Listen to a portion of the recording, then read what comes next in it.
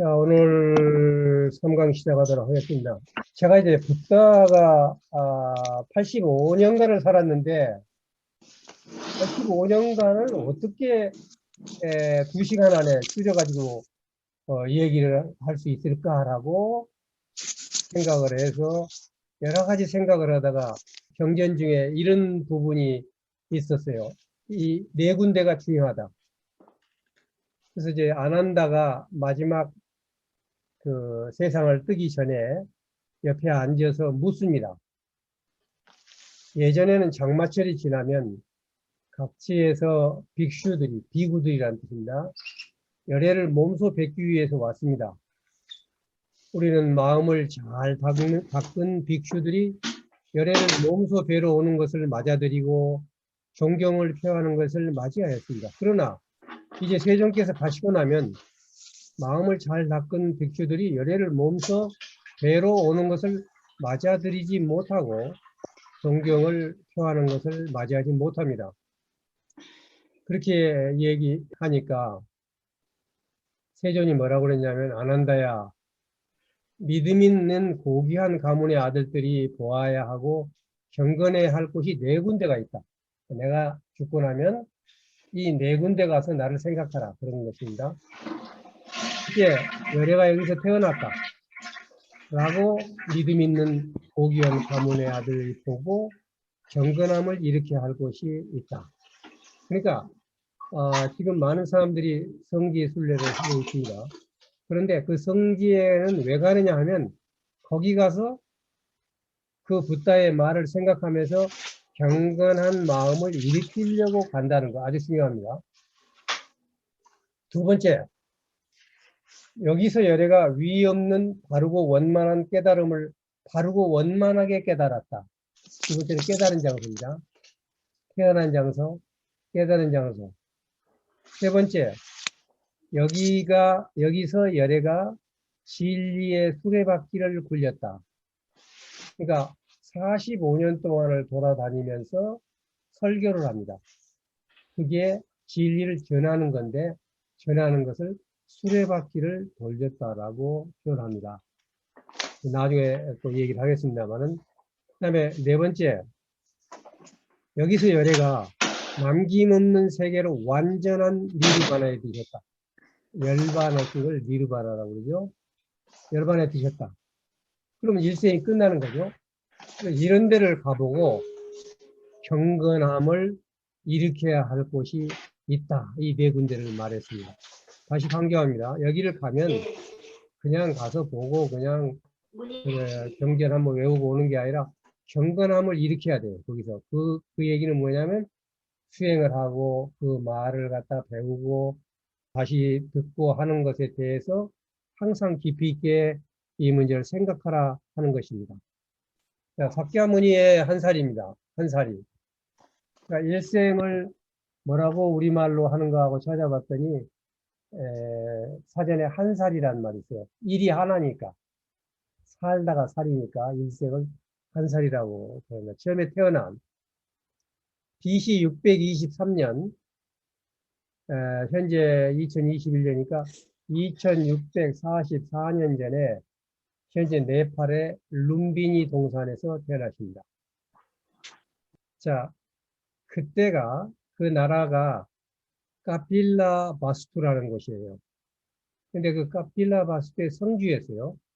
당시는 왕이었습니다. 아버지 이름이 굉장히 재밌어요. 아버지 이름이 수토다나인데 한문으로는 정반왕이라는 게 뭔 말인지 몰랐는데 제가 상스크리트를 해보니까 깨끗한 밥, 신밥이에요. 그러니까 우리가 말하는 이밥이라는 거죠. 예, 하얀 밥이라는 뜻입니다. 근데 어머니의 그 이름이 마야인데 마는 크다는 뜻이고 마야는 지혜라는 뜻입니다. 그래서 아버지는 밥을 훌륭하게 제공을 했고 왕자니까 어머니는 지혜를 제공하는 그런 이름이 아닌가 그런 생각을 합니다. 그리고 본인의 이름은 고따마 시타르타라고 그랬어요. 고따마라는 것은 가장 좋은 소란 뜻입니다. 그 당시에는 소가 굉장히 큰 중요한 재산이었기 때문에 굉장히 좋은 소라는 뜻입니다.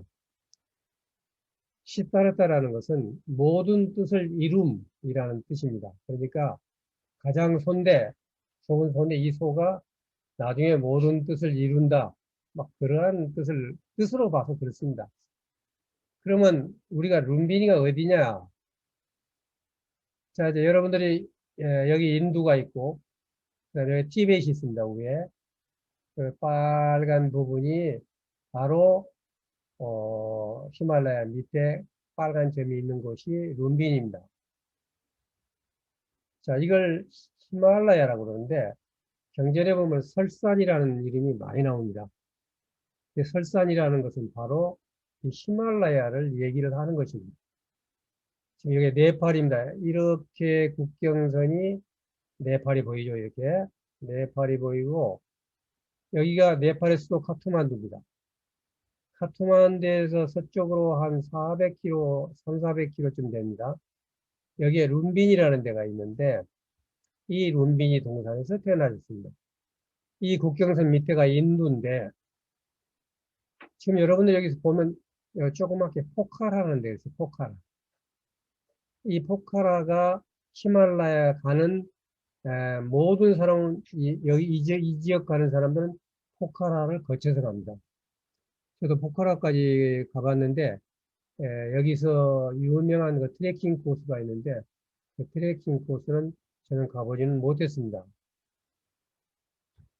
자, 조금 더 줄여보겠습니다. 자, 카필라 바스투라는 게 현재도 하나의 주로 있습니다. 카필라 바스투 주. 거기에 루판데이 주하고 사이에 룬빈이라는 데가 여기가 있는데 조금 더 자세히 보겠습니다.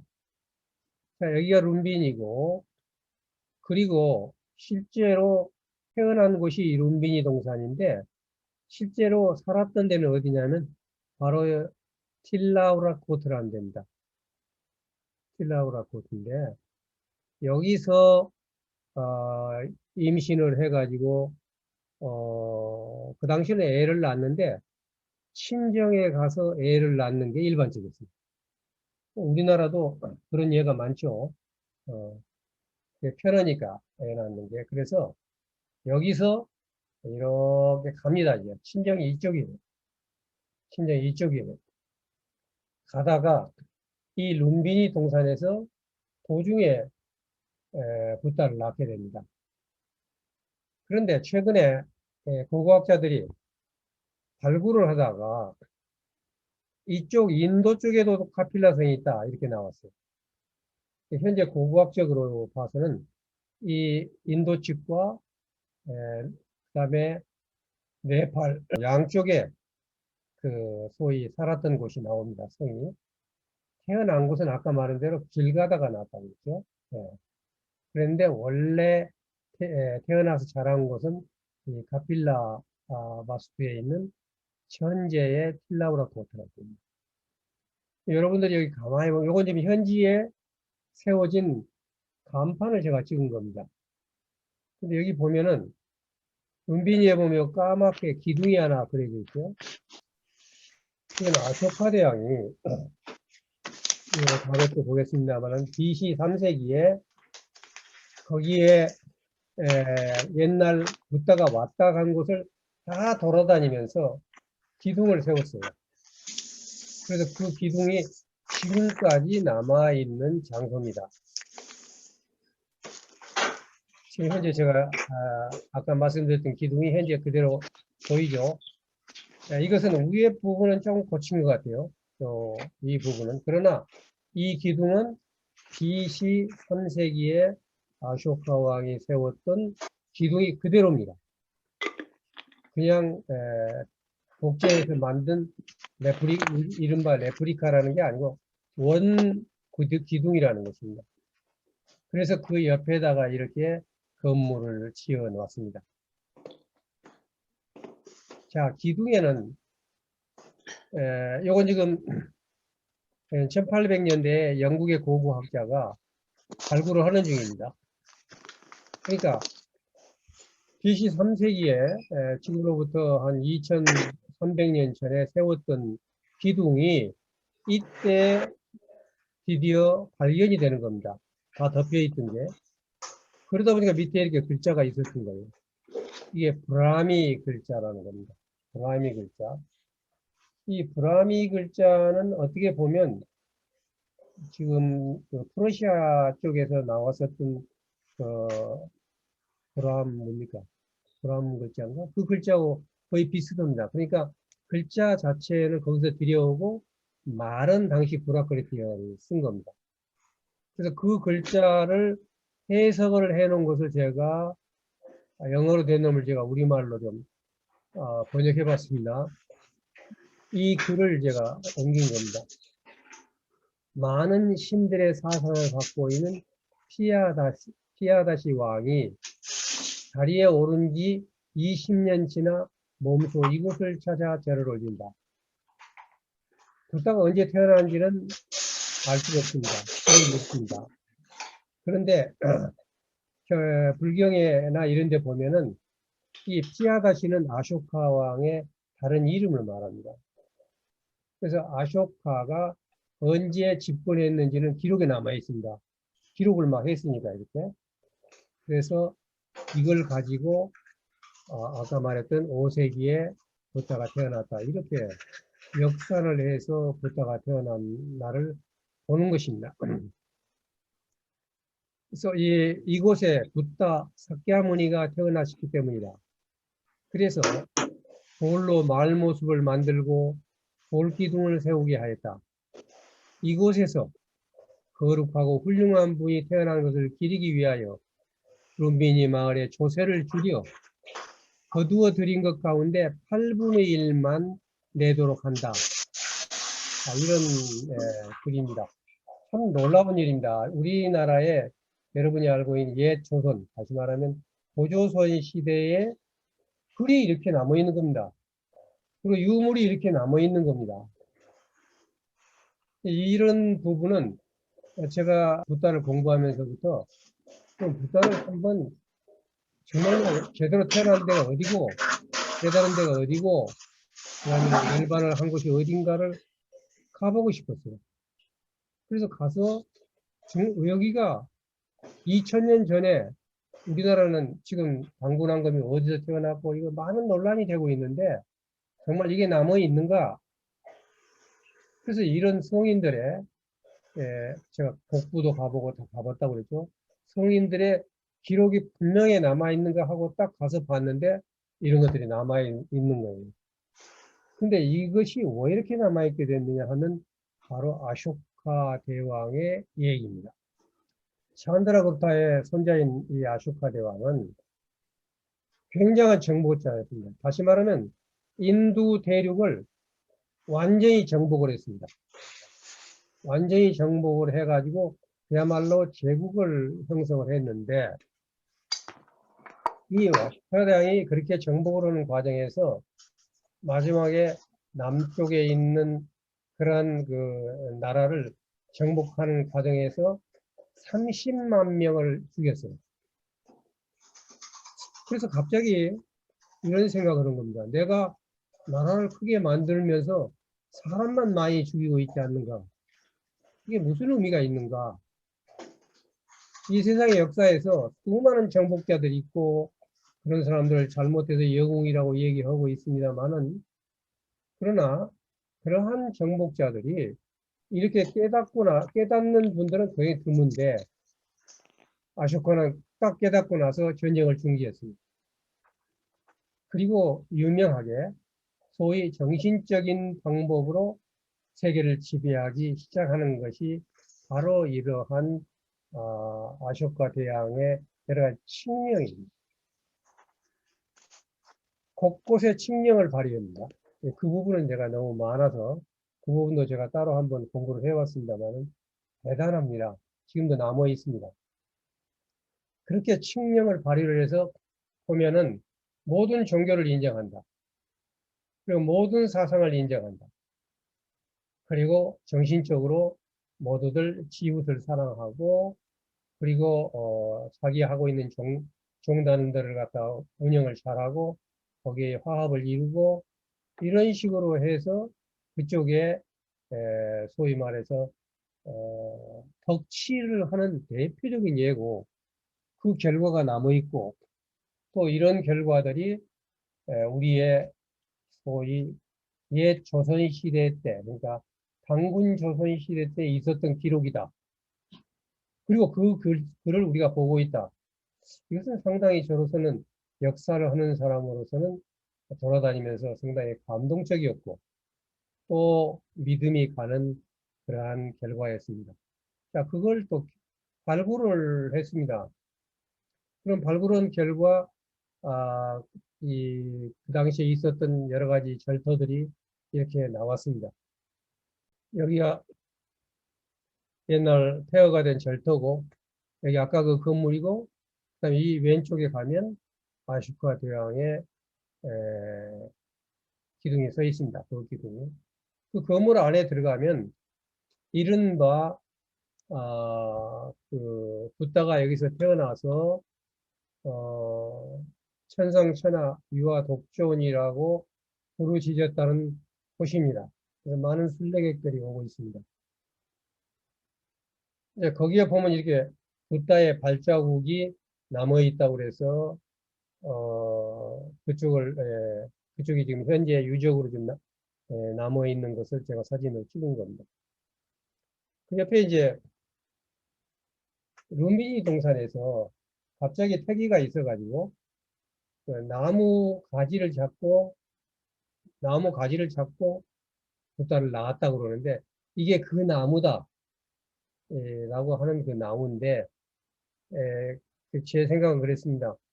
여기 건물 안에 발자국이 있으면 나무가 여기 있어야 되겠죠? 그래서 이건 뭐 좀 과학적인 방법으로 생각하는데 그러나 저러나 그렇게 전설로 얘기를 하니까 여기도 많은 사람들이 와서 또 기도를 하고 그리고 이것 때문에 이쪽에서 장사를 하고 또 돈을 버는 사람들이 있으니까 그것도 좋은 일이 아닌가 그런 생각을 했습니다. 그래서 태어난 얘기는 여기까지 하겠습니다. 그 다음에 이제 태어나서 어떻게 살았는가. 이 태어난 지 일주일 만에 마야 왕비가 돌아가십니다. 그리고 나서 이모인 마 빠자바티가 키웁니다. 예. 그리고 16살에 결혼을 하게 되는데 부인이 야소다라는 이름인데 이 야소다라는 영예로운 숙녀라는 뜻입니다. 그 다음에 이제 부인과 그 사이에 아들 라울라가 생깁니다. 근데 이 라울라가 생겼을 때 이름을 왜 라울라라고 지었느냐 여러 가지 설이 있습니다만 이게 장애물이다 라는 뜻이 있습니다. 그 얘기는 뭐냐면 애를 딱 낳고 나니까 자기는 출가해서 깨달음을 얻고자 했는데 애를 낳아버렸단 말이에요. 장애물이 태어났다 해서 라울라라고 했다. 그렇게 얘기를 합니다. 원래 그 태어나서부터 이 고다마 시다르타는 혼자 고독하게 있는 경우가 많았어요. 근데 설산에서 왔던 우리말로 하면 도사가 뭐라고 그러냐면 이 어린아이는 앞으로 깨달음을 얻은 붓다가 되거나 아니면 전윤성왕처럼 전 세계를 지배하는 왕이 될 거다. 그러니까 아버지로서는 자기로서는 아주 조그마한 나라였어요. 아주 조그마한 나라였는데 전 세계를 지배할 수 있는 아들이 나왔다는 것은 너무나 좋은 거예요. 그래서 출가를 안 하고 전 세계를 갖다 지배할 수 있는 아들이 되기를 바라는 그런 마음을 가지고 될 수 있으면 그렇게 세상하고 단절을 하게 그렇게 얘기를 했어요.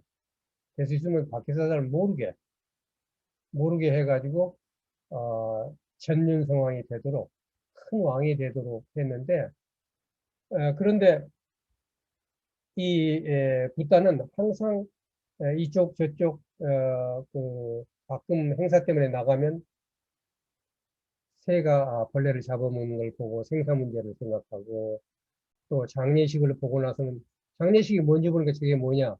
사람이 죽어서 나가는 건데 사람이 왜 죽는 것인가?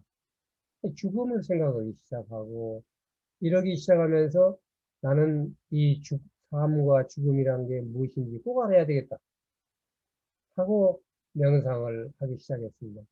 그래서 젊었을 때 당시에 네 가지 배달을 완전히 외우고 언어학을 배우고 점성술을 배우고 다 공부를 했어요. 시를 배우고 그 다음에 무예를 배우고 다 배웠는데 그렇게 하면서도 언젠가는 내가 반드시 출가를 해서 그때 당시에는 이제 아까 전에 말씀드렸듯이 사문들 사문들이 산속에 들어가 가지고 공부를 해서 나름대로의 사상을 만들고 깨닫고 하는 것이 유행이었을 때니까 나도 언젠가는 나가서 이렇게 해야 되겠다라고 생각했어요. 그러니까 왕은 모든 걸 다 해줬어요. 다시 말하면 다른 걸 생각해 못하고 정말 편안하고 즐겁고 이 모든 것을 다 해줬다는 겁니다. 그것을 경전에 나온 것만 가지고 말씀을 드리겠습니다. 이 붓다의 일생에 대해서는 많은 책이 나와 있습니다. 특히 붓다 차리타라고 문학적으로 대단한 그런 책이 나와 있습니다. 근데 저는 그걸 여러분에게 소개하는 게 그건 너무 문학적이니까 붓다의 진면목을 아는데 오히려 반대가 될 수가 있다는 겁니다. 좀 아름답게 그리고 이런 부분이 그래서 불경 중에 자기가 한 말이 혹시 없는가 자기 삶에 대해서 그래서 그 대표적인 얘기가 여기에 나오는데 이게 어디서 나오냐면 앙구따라 니까야라고 그 초기 경전을 빨리어로 번역한 그런 니까야입니다. 니까야라는 것도 경전이나 마찬가지입니다. 모음이라는 뜻인데 여기에 나온 것을 제가 구현역이 되어 있는 걸 제가 좀 다듬었습니다. 그걸 읽어드리도록 하겠습니다. 나의 아버지 큰 집에는 연못이 있었다. 자기 집이라고 안 하고 나의 아버지 큰 집이라고 했습니다. 거기에는 한쪽에는 푸른 연꽃, 다른 쪽에는 흰 연꽃이 심어져 있었는데 그것은 오로지 나를 기쁘게 하기 위한 것이었습니다. 나는 좋은 향기가 나는 가시에서 난 짠다나 향이 아니면 결코 쓰지 않았다. 나의 옷은 가시에서 난 것이고 속옷도 가시에서 난 것이다. 이게 가시가 뭐냐면 여러분이 전번 시간에 강가강을 할 때 바라나시라는 데가 바로 가시입니다. 주중익 선생님은 바라나시 갔다 오셨을 거예요. 많은 사람들이 강가강을 보기 위해서 이 가시로 옵니다. 바라나시로. 왜냐? 이 바라나시는 이미 붓다 때부터 시작해서 모든 문화와 상품 생산의 중심지입니다. 그러니까 가시에서 태어났다 그러면 바로 브랜드입니다. 옛날에 향수는 뭐 프랑스 파리, 프랑스 파리에서 나온 것이다 라고 하듯이 옛날에 당나라의 장안에서 나온 것이다. 그래서 그렇게 아주 유명한 것이 뭐냐면 바로 가시라는 겁니다. 지금 현재 바라나시입니다. 제가 사진에 강가강을 말씀드릴 때 거기에 보면 많은 사람들이 나누어 주고 또 죽은 사람도 거기에서 화장하고 했던 강이 있죠. 거기가 바로 바라나시라는 건데 그 다음에 요즘이 향수 하는데 이 향이라는 게 원래는 그 나무 뿌리라든가 하는 나무에서 난 건데 지금도 침향이라고 해서 어마어마하게 비쌉니다. 이 향이. 근데 그 향 중에서 최고의 향이 짠다나 향이라는 겁니다. 여러분들은 나중에 경전을 보시면 전단향이라는 게 많이 나와요. 한문으로 전단향이라는 건데 원래 말은 짠다나 향이라는 겁니다. 이 짠다나 향이 아니면 결코 쓰지 않았다. 그러니까 최고의 향을 쓰는 것입니다. 그리고 자기가 입은 옷도 전부 명품, 속옷도 명품. 요즘 뭐 여러분이 쉽게 알아들을 수 있는 게 나는 다 명품이었다. 그리고 지금 자기는 그 공경이 3개였다고 그래요. 예, 뭐 푸른 연꽃이 심어졌고 흰 연꽃이 심어졌고 했는데 그 부분이 좀 나옵니다. 집안에서 산책할 때는 추위나 더위, 먼지나 풀, 이슬이 내 몸에 닿는 일이 없도록 실로 나를 위해 밤낮으로 흰 양산을 가지고 다녔다. 그런 나에게는 3개의 궁전이 있었다. 하나는 겨울, 하나는 여름, 하나는 장마철을 위한 것이었다. 그래서 나는 장마철 4개월 동안에 그 장마철에 알맞는 궁전에서 여인들과 춤과 노래에 둘러싸여 결코 궁전을 나오는 일이 없었다. 나는 이와 같이 복이 있고 이처럼 더할 나위 없이 우아하고 유연하였으며 하였으나 이런 생각이 일어났다. 그렇게 정말로 모든 것이 부족함이 없고 모든 것이 충족하고 모든 아름다운 것이 있고 모든 즐거움이 있음에도 불구하고 이런 생각이 일어났다. 어리석은 본부는 스스로 늙어가고 또 늙어가는 것을 벗어나지 못하면서 다른 사람이 늙는 것을 보고 생각해졌고 마음속으로 괴로워하고 부끄럽게 여기고 싫어하고 미워한다. 나도 또한 늙어가는 것을 벗어날 수 없다. 나야말로 늙어가는 존재로서 똑같이 늙는 것을 벗어날 수 없는데 다른 사람이 늙는 것을 보고 마음속으로 괴로워하고 부끄러워하고 싫어하고 미워하고 있지 않는가? 이것은 나에게 어울리지 않는다. 내가 이렇게 살펴봤을 때 청년기의 의기가 완전히 사라지고 말았다. 이런 얘기를 했어요. 여기에는요, 굉장히 중요한 내용을, 다시 말하면 자기가 태어나서 자라고 출가했던 그런 모든 얘기가 이 속에 다 들어가 있는 것입니다. 다시 말하면 많은 성인들은 자기들이 깨달은 것을 나눠주기 위해서 돌아다니는데 그 깨닫기 전에 상황이 예수님은 가난하셨고 공자는 아주 부유한 집이었고 소크라테스도 가난했어요. 소크라테스가 얼마만큼 가난했냐면 소크라테스가 너무 가난해가지고 밥은 빌어오지 않고 맨날 아고라의 광장에서 젊은이들하고 얘기만 한단 말이에요. 그런데 마누라는 자기가 혼자 일해가지고 밥 먹이기가 너무 힘들어요. 그러니까 맨날 잔소리를 하는 겁니다. 그래서 악체로서 유명합니다. 크산티페라고 마누라 이름은 되게 안 나옵니다. 공자의 부인이 누군지 잘 모릅니다. 그런데 이 소크라테스 부인은 유명해요. 악체로서 유명합니다. 크산티페. 예. 잔소리꾼으로 유명합니다. 크산티페. 예. 그래서 어느 날은 오늘 갔다 오겠어 그러니까 또 나가냐고 그냥 그 구정물을 갖다 한 바가지를 남편한테 가서 부어버렸어요. 그러니까 소크라테스가 우리 애가 쿵쿵 하고 치더니 시원한 비가 온다고 그랬어요. 이게 소크라테스의 그 진면목을 보여주는 부분이죠. 예, 진면목을 보여주는 것이죠. 그래서 그 소크라테스의 사상을 크산티페가 극명하게 보여주는 아주 좋은 보기로 들고 있습니다. 예.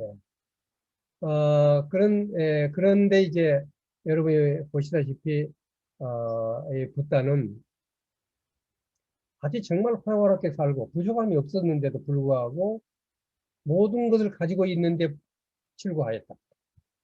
그렇기 때문에 출가라든가 자기가 만든 사상이라든가 철학이 부를 얻기 위한 것이 아닙니다. 명예를 얻기 위한 것도 아닙니다. 즐거움을 얻기 위한 것도 아닙니다. 그래서 그러면 뭐냐? 바로 보세요. 생사병로예요. 지금 가만히 보니까 사람들이 남이 죽으면 가서 정말 안 됐습니다. 명복을 빕니다. 그리고 뭐 또 자기 부인이라든가 또는 자기 부모님이라든가 자식들을 주면 정말로 마음 아파하고 막 한단 말이에요. 그런데 자기가 늙어가고 자기가 죽는 것에 대해서는 왜 생각을 안고 있는가? 이 생각이 든 거예요. 그리고 그런 것들을 보고 왜 자기가 늙고 자기가 병들고 자기가 죽는 것은 생각하지 않는가? 그래서 바로 이 삶과 죽음에 대해서 생각을 하고 출가를 하게 되는 것입니다. 아버지로서는 세계 최고의 그 왕이 되기를 바랐기 때문에 온갖 좋은 걸 다 해주고 좋은 말로 해서 출가하지 말아라. 내가 모든 걸 다 주겠다. 부족한 게 뭐냐 했어요. 모든 걸 다 해주겠다고 그러니까 한 번 붙다가 자기 아버지한테 물었어요. 정말 아버지는 내가 필요한 것을 다 줄 수 있습니까? 라고 물었어요. 그래, 나는 내 목숨까지도 너한테 줄 수 있고 다 줄 수 있다. 그리고 네가 뭐가 부족하냐? 야, 출가의 목적입니다. 예. 그러니까 아버지한테 고담을 씻다가 뭐라고 그러냐면 그러면 나를 죽지 않게 할 수 있습니까? 죽지 않고 영원히 살게 할 수 있습니까? 내가 병이 안 들게 할 수 있습니까? 그 말에 대답을 못했어요. 출가의 목적입니다. 사람은 왜 병이 들고 왜 죽는가? 그러니까 명예라든가 돈이라든가 즐거움까지도 이 세상에 누릴 수 있는 모든 명품 다 누렸어요. 그럼에도 왜 출가했는가? 이 부분이 매우 중요한 부분이라는 겁니다. 모든 걸 갖고 있는 사람이 출가했다는 데 의미가 있는 겁니다. 네. 그 목적은 오로지 생로병사에 대한 문제를 깨닫겠다는 것이 출가의 목적이라는 것입니다. 그래서 우리가 이 강의를 여러분들이 듣는 것도 좀 더 좋은 삶을 살기 위해서 뭐 많이 그런 얘기입니다. 살아서 사는 게 중요한 거지 죽으면 뭐 중요해? 라고 얘기합니다.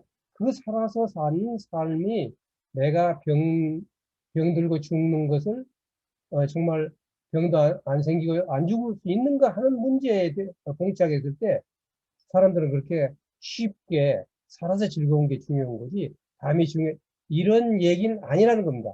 왜냐? 그건 이미 고다마 시달다를 다 가지고 있었기 때문에 그러나 그런 것은 다음에 보겠지만 불과 100년에 불과했다는 겁니다. 그게 충족 오지 않는 사람에게 이 강의는 필요한 겁니다. 나는 충분해. 내가 뭐, 예, 잘 살면 되는 것이지. 아까 말한 단멸론, 전번에 강의했던 단멸론에 빠진 사람이라든가, 또는 모든 인과로 다 끝나서 실타래 풀어지듯이 쫙 가서 무조건 뭐 해봤자 전생에 있는 업 때문에 다 된다고 하는 사람이란가, 이런 사람은 이 강의를 들을 필요가 없어요. 그리고 만일 그랬다 그러면 시타르타는 출가를 할 필요가 없는 것입니다. 예. 그래서 시타르타가 왜 출가했는가를 우리가 아는 것은 일생을 우리가 공부하는 데 있어서 매우 중요한 겁니다. 자, 그러면 출가를 한 곳을 직접 한번 가보도록 하겠습니다.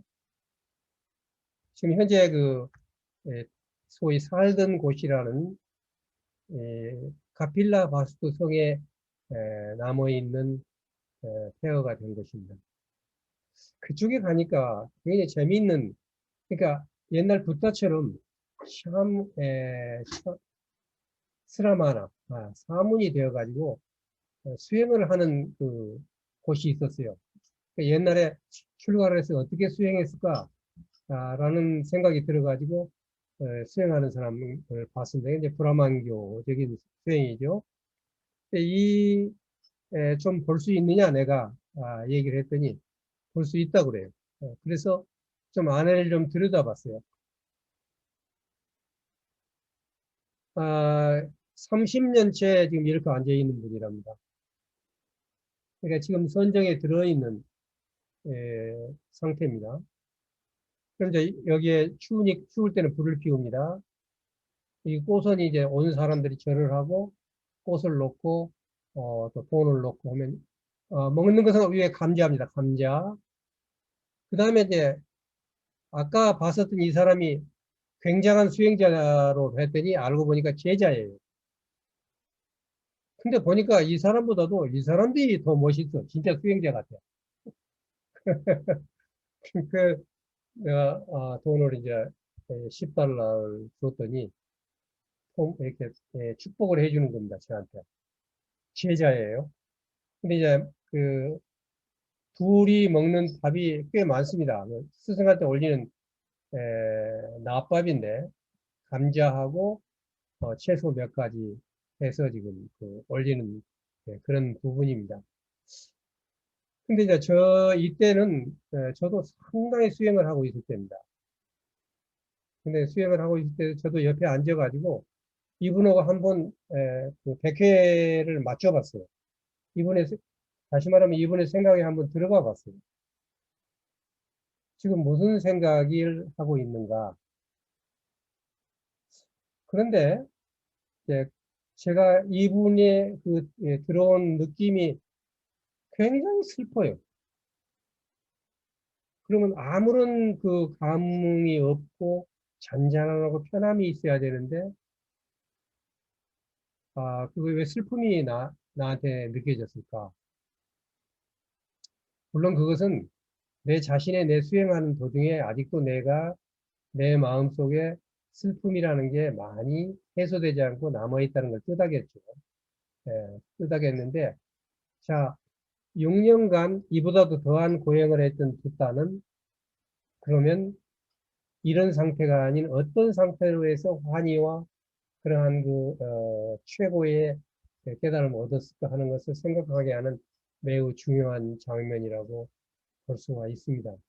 그래서 그러면 붓다는 어떤 과정을 거쳐서 깨달았는지를 보도록 하겠습니다.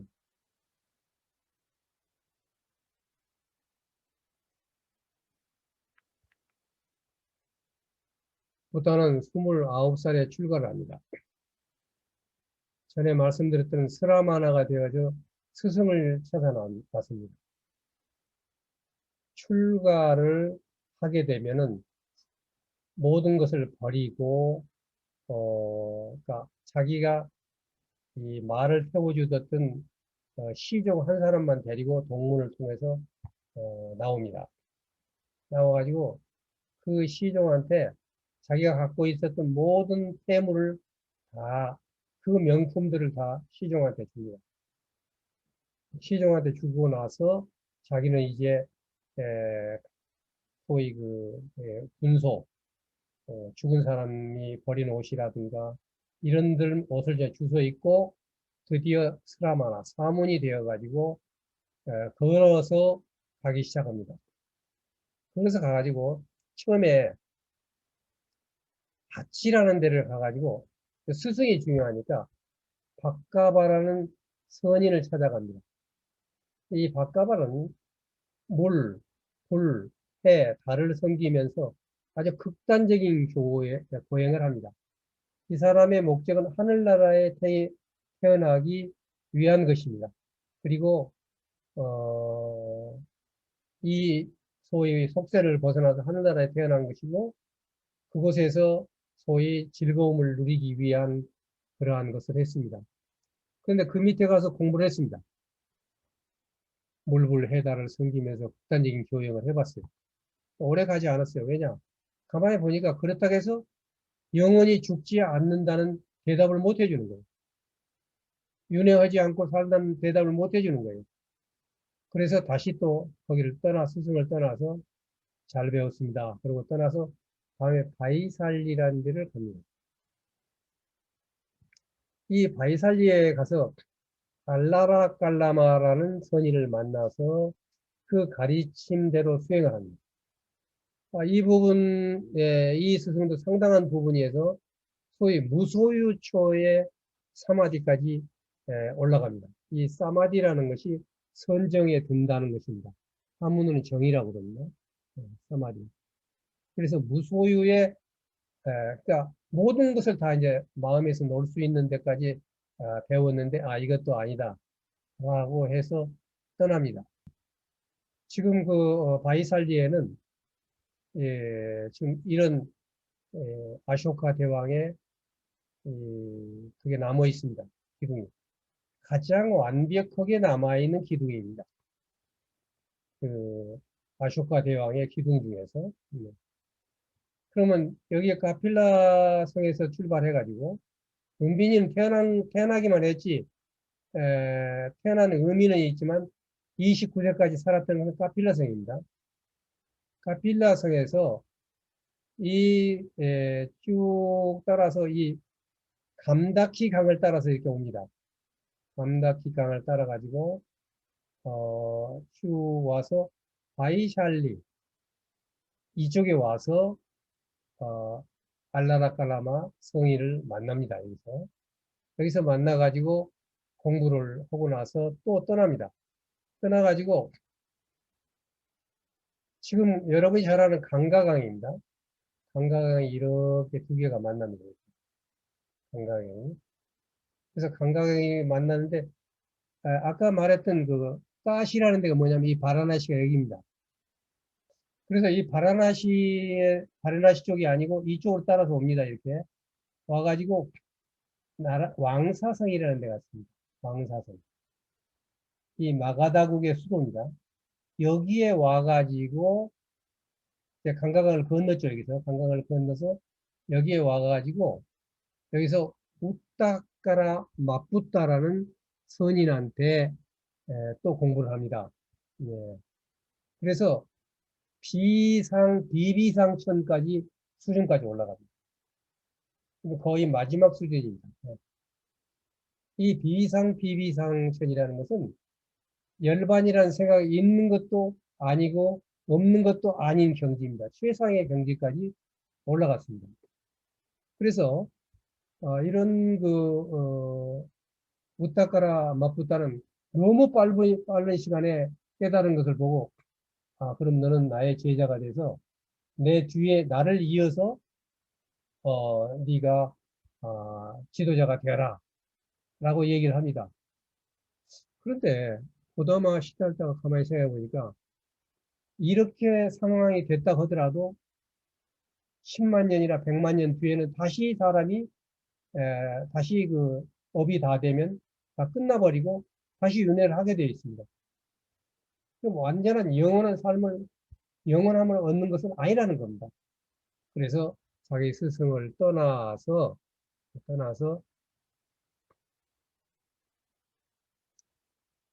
숲속에 들어가서 여기가 그 숲입니다. 멋있게 사진을 한번 찍어봤습니다. 제가 갔을 때 마침 그렇게 해가 넘어가는 부분이라서 역광 사진도 찍어봤습니다. 거기서 6년간 고행을 합니다. 이게 이제 오른쪽에 있는 이 고행상이 현재 파키스탄의 라호르 박물관에 소장되어 있는 고행상입니다. 그래서 하루에 깨 하나를 먹고 뭐 6년을 버텼다는데 상징적인 얘기겠죠. 그것은 다시 말하면 고행이라는 것이 뭐냐면 우리가 갖고 있는 욕심을 버리고 욕심이라는 것은 보통 육욕이라고 해요. 6가지 욕심. 먹는 것, 자는 것, 그다음에 성생활, 그다음에 권력, 이런 그 여러 가지 즐거움, 뭐 이런 여러 가지의 그 즐거움을 다 버리기 위해서 가서 6년간 고행을 합니다. 근데 여기 보면은 이제 그 불경에 묘사를 해놓은 거 보면 이 육체 때문에 내가 이 정신이 제대로 깨닫지를 못한다. 그래서 육체를 엄청나게 핍박을 합니다. 가시나무 위에 올라가 있기도 하고 예. 아까 말한 대로 잠을 안 자기도 하고, 또 하나는 이렇게 먹지 않고 버티는 방법도 있고, 온갖 방법을 통해서 육체를 갖다가 소위 고통을 가함으로 인해서 정신적으로 깨닫는다고 생각을 했어요. 근데 6년 동안 비상천까지 갔던 그러한 수준을 가지고 6년을 고행했는데도 불구하고 그 생산 문제가 해결이 안 된 거예요. 근데 어느 날, 이 부분이 아주 중요합니다. 어느 날, 이 붓다가 육체에 고통을 주는 것 자체도 그 육체에 집착하는 것이 아닌가 하는 생각을 하게 됩니다. 집착을 떠나기 위해서 거기에 고통을 감내하고 있는데 이것은 그 고통 속에 들어가 있는 거지 고통을 벗어난 게 아니다 하는 것을 깨달으십니다. 그래서 조용히 일어납니다. 영정간 깨달음을 얻기 위해서 고행을 했었던 자를 일어나서 걸어서 가까운 네란자라 강을 갑니다.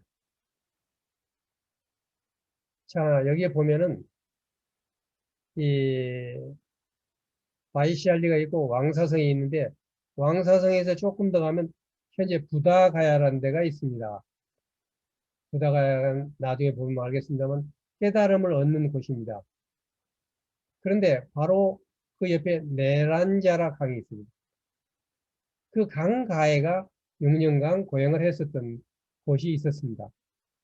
그래서 네란자라 강에 와가지고 거기에서 어, 이 목욕을 깨끗이 합니다. 다시 말하면 육체를 고행을 통해서 육체를 버리려고 했는데 그게 아니라 육체를 깨끗하게 씻고 나서 어, 했는데 그때 당시에는 이제 이런 수행자들이 나타나면 많은 사람들이 와서 공양을 합니다.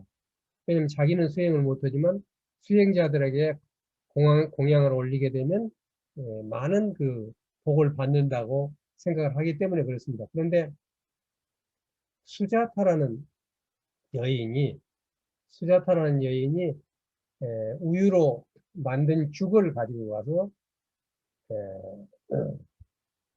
그게 이제 붓다에게 올립니다. 고다마 시타자죠. 그때는 아직 붓다가 아니니까 고다마 시타가 이걸 드시라고 그리고 기운을 좀 내서 수행하시라고. 그러니까 그 여인이 준 것을 받아서 마셨어요. 그런데 이것이 굉장한 요즘 얘기로 하면 수행자들에게는 하나의 큰 그 문제가 되는 겁니다. 여인이 준 걸 받아먹고 이런 것이. 그러니까 다시 말하면 요즘 말로 하면 스캔들입니다. 그래서 그 고다마 시달다가 수행하러 갔을 때 아버지는 아들이 걱정이 됐어요. 그래서 가장 믿을 만한 신하 5명을 딸려보냈어요. 모르게 네가 가서 멀리 떨어져 가지고 같이 수행을 하면서 혹시 모르는 문제에 대해서 너희들이 대비를 해라. 그러니까 경호실을 갖다 보낸 거예요. 경호로 5명. 근데 이 5명도 6년 동안을 같이 계속해서 수행을 한 겁니다. 상당한 수준에 올라갔어요. 그런데 보니까 이 시달다가 여인이 준 그 우유죽을 마시고 있단 말이야. 그러니까 이제 끝났구나. 저건 이제 수행자로서의 그건 끝났다. 여인이 준 그 우유죽을 마시고 그거 했다고. 그리고는 이제는 이 고다마 시다를 떠나버립니다. 그게 유명한 다섯 명의 나중에 제자가 됩니다만은 5명이 떠나버립니다. 자, 이 부분이 저는 굉장히 중요하게 생각했어요. 제가 이 부다가에 가서 3번을 갔습니다만 갈 때마다 그 다음에 수자타가 마을을 갈 때마다 그 숲속을 볼 때마다 여기 고행을 버리고 이쪽에 와서 깨달음을 얻는 그 마지막 일주일간에 대해서 저는 명상을 했어요. 이 부분은 어떤 의미가 있는 것인가라고 생각을 한 겁니다. 네. 그런데 이제 마지막에 그런데 그때 이제 이 목동이 꼴을 베는 목동이 있었어요. 다시 말하면 이 겨울이 되면은 그 꼴이 부족하니까 이 꼴을 대놨다가 말려서 양이라든가 이걸 먹이는 목동이죠. 그래서 꼴을 한 다발을 줬어요. 큰 다발을 주면서 이걸 깔고 앉으시라고. 너무 말라가지고 실제로 재도 75kg 됐다가 51kg로 몸이 빠지니까 앉아 있으면 뼈가 땅에 닿아가지고 오래 앉기 힘들었어요. 실제로 그랬어요. 네. 그래서 그걸 깔고 앉아서 소위 말해서 깨달음을 얻는 나무라고 그러죠. 보디트리라고 그러는데 그 나무에 앉아가지고 내가 아, 이 자리에서 깨달음을 얻지 않으면 그냥 죽고 일어나지 않겠다라고 해서 몸도 깨끗이 하고 우유죽도 깨끗이 받아먹고 몸을 충분히 하고 나서 일주일에 앉아서 거기서부터 명상에 들어가가지고 일주일 만에 해가 뜨기 시작하는 새벽에 깨달음을 얻습니다. 바로 그 깨달음을 얻는 부분이 새벽이라고 해서 많은 사람들이 여기 가면 새벽에 가요. 그래서 저도 새벽에 가봤어요. 그랬더니 이렇게 해가 뜨고 있었어요, 제가. 그 해가 뜨는 부분을 제가 이제 사진을 잡은 건데, 그래서 해가 뜨는 것을 보고 깨달았다고 주장한 사람이 많아요. 그럼 해 뜨는 것 때문에 정말 깨달았을까? 근데 제가 생각하기는 해 뜨는 순간이 시간과 공간으로 봐서 그때였을 뿐이지, 어찌 해가 뜨는 것 때문에 깨달음을 얻었겠습니까? 왜냐면, 이분이 깨달은 게 39살에 깨달았는데, 39살 동안 해가 수도 없이 뜨고 졌는데, 그 해뜸 때문에 깨달은 건 아니지 않겠습니까? 어, 그런 뜻입니다. 그 다음에 6년간 고행을 해서 깨달으라고 그랬는데, 그게 아니라, 6년간 고행한 것이 중요한 게 아니라, 그 자체가 집착이라는 것을 알고, 그냥 목욕을 하고, 우유죽을 얻어먹고, 비로소 6일, 일주일 동안이 깨달음을 얻었습니다. 내가 보면 6년이 중요한 게 아니라, 깨달음을 얻는 그 일주일이 굉장히 중요하다. 그래서 나중에 그 제자들한테 중도를 얘기합니다. 그 중도는 뭐냐면 29년간 하나님 앞에 살았던 것, 편안하게 산 것. 그 다음에 6년 동안 고행했던 것, 힘들게 살았던 것. 이 두 가지가 다 아니고 우유죽 먹고 편안하게 해서 제 길을 찾은 것이 일주일이다. 이걸 중도라고 말씀하셨어요. 대부분 보면요. 현지에 찾아가면 그 고행상에 있는 데 가서 많은 사람들이 감동을 해요. 힘들게 했었던 부분에 대해서. 그래서 그 일주일의 의미에 대해서 더 깊이 생각해야 된다. 저는 그렇게 생각을 합니다. 어쨌든 간 이때 깨달았는데 여기에도 가면은 기둥이 서 있습니다. 아쇼카가 여기가 부탁께서 깨달으신 곳이라는 기둥을 세워놨기 때문에 이 자리가 그곳이라는 걸 분명히 알았고, 그 다음에 1892년도에 알렉산드 컬링엄이라는 고고학자가 거기 가면 깨달음의 나무라는 게 있습니다. 보디나무라고. 보리나무라는 건 완전히 잘못된 겁니다. 그건 뭐, 제가 시간이 나면 다시 말씀드리겠습니다만, 보디나무입니다. 보디나무. 보디는 깨닫는다는 상스크리트입니다. 그 명사, 깨닫는 사람은 붓다라고 그러죠. 그래서 깨닫는 중생, 깨달음을 위해서 노력하는 것을 보디사트바라고 합니다. 깨달음을 목표로 한 중생. 그게 보살이라고 우리말은 번역을 하는 겁니다. 예. 자, 그래서 보디나무는 깨달음의 나무란 뜻이고, 붓다가 그 나무 밑에서 깨달았다 해서 나무인데, 나무 이름은 삐빨라 나무입니다. 나무는.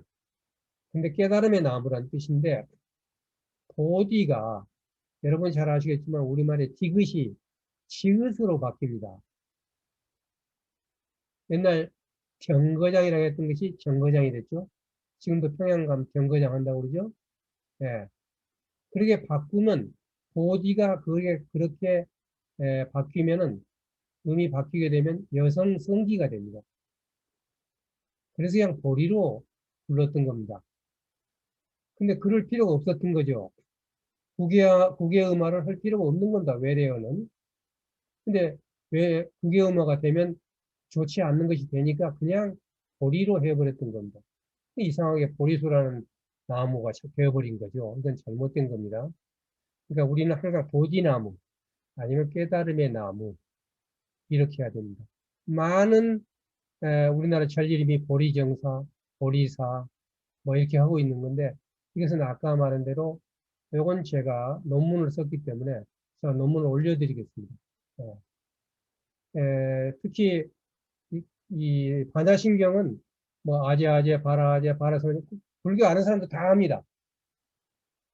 이것 중에 16자 중에 2자 빼놓고 완전하게 틀린 의미입니다. 그래서 그게 틀렸다고 제가 얘기를 해도 사람들이 안 믿어요. 그래서 제가 논문을 써서 작년 12월 달에 한국불교학회 논문집에서 인정을 해서 실렸습니다. 왜 이게 잘못 익히게 되었는가는 역사적으로 완전히 언어학적으로 다 밝혔어요. 네. 뭐 국어사에서도 막 관계가 있는 그런 부분이기 때문에 제가 카톡방에 그 논문을 올리도록 그렇게 하겠습니다. 그래서 우리는 이 보디나무 이런 틀리면 안 돼요. 이것은 보리나무라고 보리수라고 그러면 안 돼요. 예. 그리고 보디나무 깨달음의 나무인데 보리라는 것은 그냥 우리 씹어먹는 보리라든가 아니면 보리수라는 열매가 또 따로 있죠.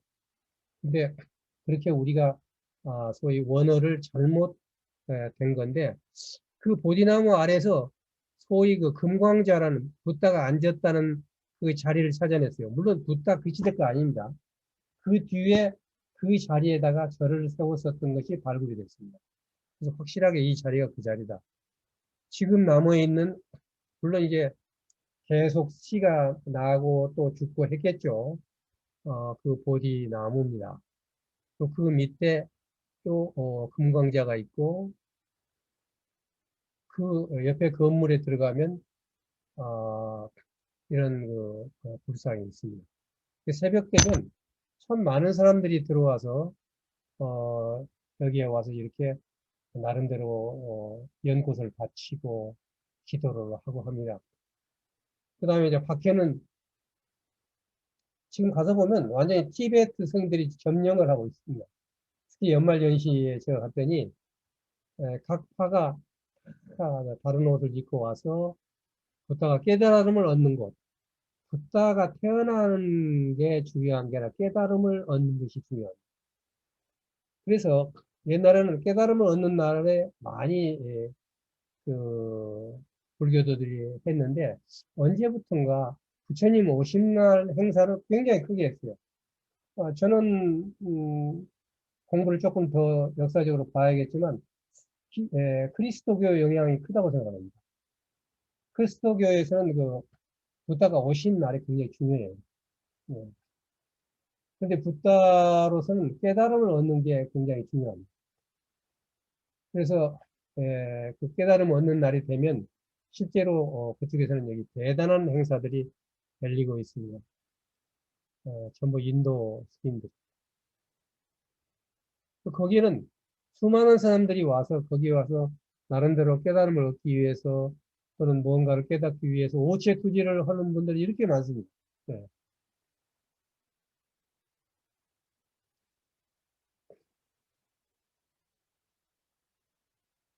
이제 우리도 거기서 좀 감사함게 했는데 그렇게 수많은 스님들이 와서 했는데 붓다의 자세와 가장 가깝게 명상에 잠겨 있는 한 스님을 제가 발견했어요. 수많은 스님들이 와서 그렇게 경을 읽고 있는데 가장 가까이 있는 이 스님입니다. 미얀마에서 온 스님인데 그야말로 그 편안함을 느꼈어요. 이때만 하더라도 저는 흉내만 내고 있을 때라서 그런데도 불구하고 딱 보니까 너무 편안하고 그야말로 선정에 들어가 있는 붓다의 그 모습을 그대로 보여주는 스님 혼자 와가지고 돗자리 하나 깔고 이쪽에 들어가서 붓다를 명상하고 있는 스님이었습니다. 그래서 제가 옆에 가서 흉내를 한번 내봤습니다. 흉내 얼마나 우습습니까? 왼쪽에 있는 모습이. 예. 그건 제가 산에 들어가기 전입니다. 그러니까 까불고 있는 거죠. 예. 여러분들 그냥 모습만 봐도 한쪽은 평화롭고 한쪽은 온갖 망상에 잠겨 있어가지고 아니 척하느라고 그것이 아주 드러나 보이죠. 예. 굉장히 드러나. 그래서 내가 스님한테 끝나고 나서 어디서 오셨습니까? 했더니 미얀마에서 왔는데 지금은 인도네시아에 가서 지도를 하고 계신다 그래요. 그래서 나한테 조서를 주시더라고요. 예. 그래서 참, 정말 와서 봐라. 나는요, 불교가 너무나도 형이상학적이라고 얘기했다는데 와서 봐라. 라고 했는데 정말 이 스님을 보면요. 와서 봐라. 얼마나 평화롭습니까? 여기에 어떤 이 남을 갖다 미워한다거나 남에 끼어든다거나 이런 게 없어요. 이미 이게 와서 봐라는 그렇게 딱 보여주는 거예요. 예. 그냥 그 자세에서 나와버려요. 선정에 들어가는 모습입니다, 이게. 예. 그래서 그 수많은 스님들이 와서 하고 있는데 나는 진짜 붓다를 만나가지고 옆에 가서 말도 안 되는 흉내를 내고 있었던 겁니다. 예.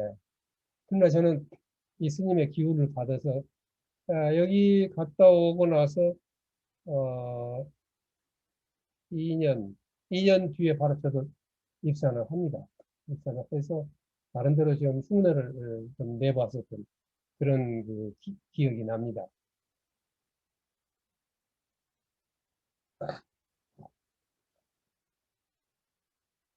자, 여기서 이제 아까 제가 나무 몇 가지 좀 얘기를 좀 용어에 대해서 하고 넘어가겠습니다.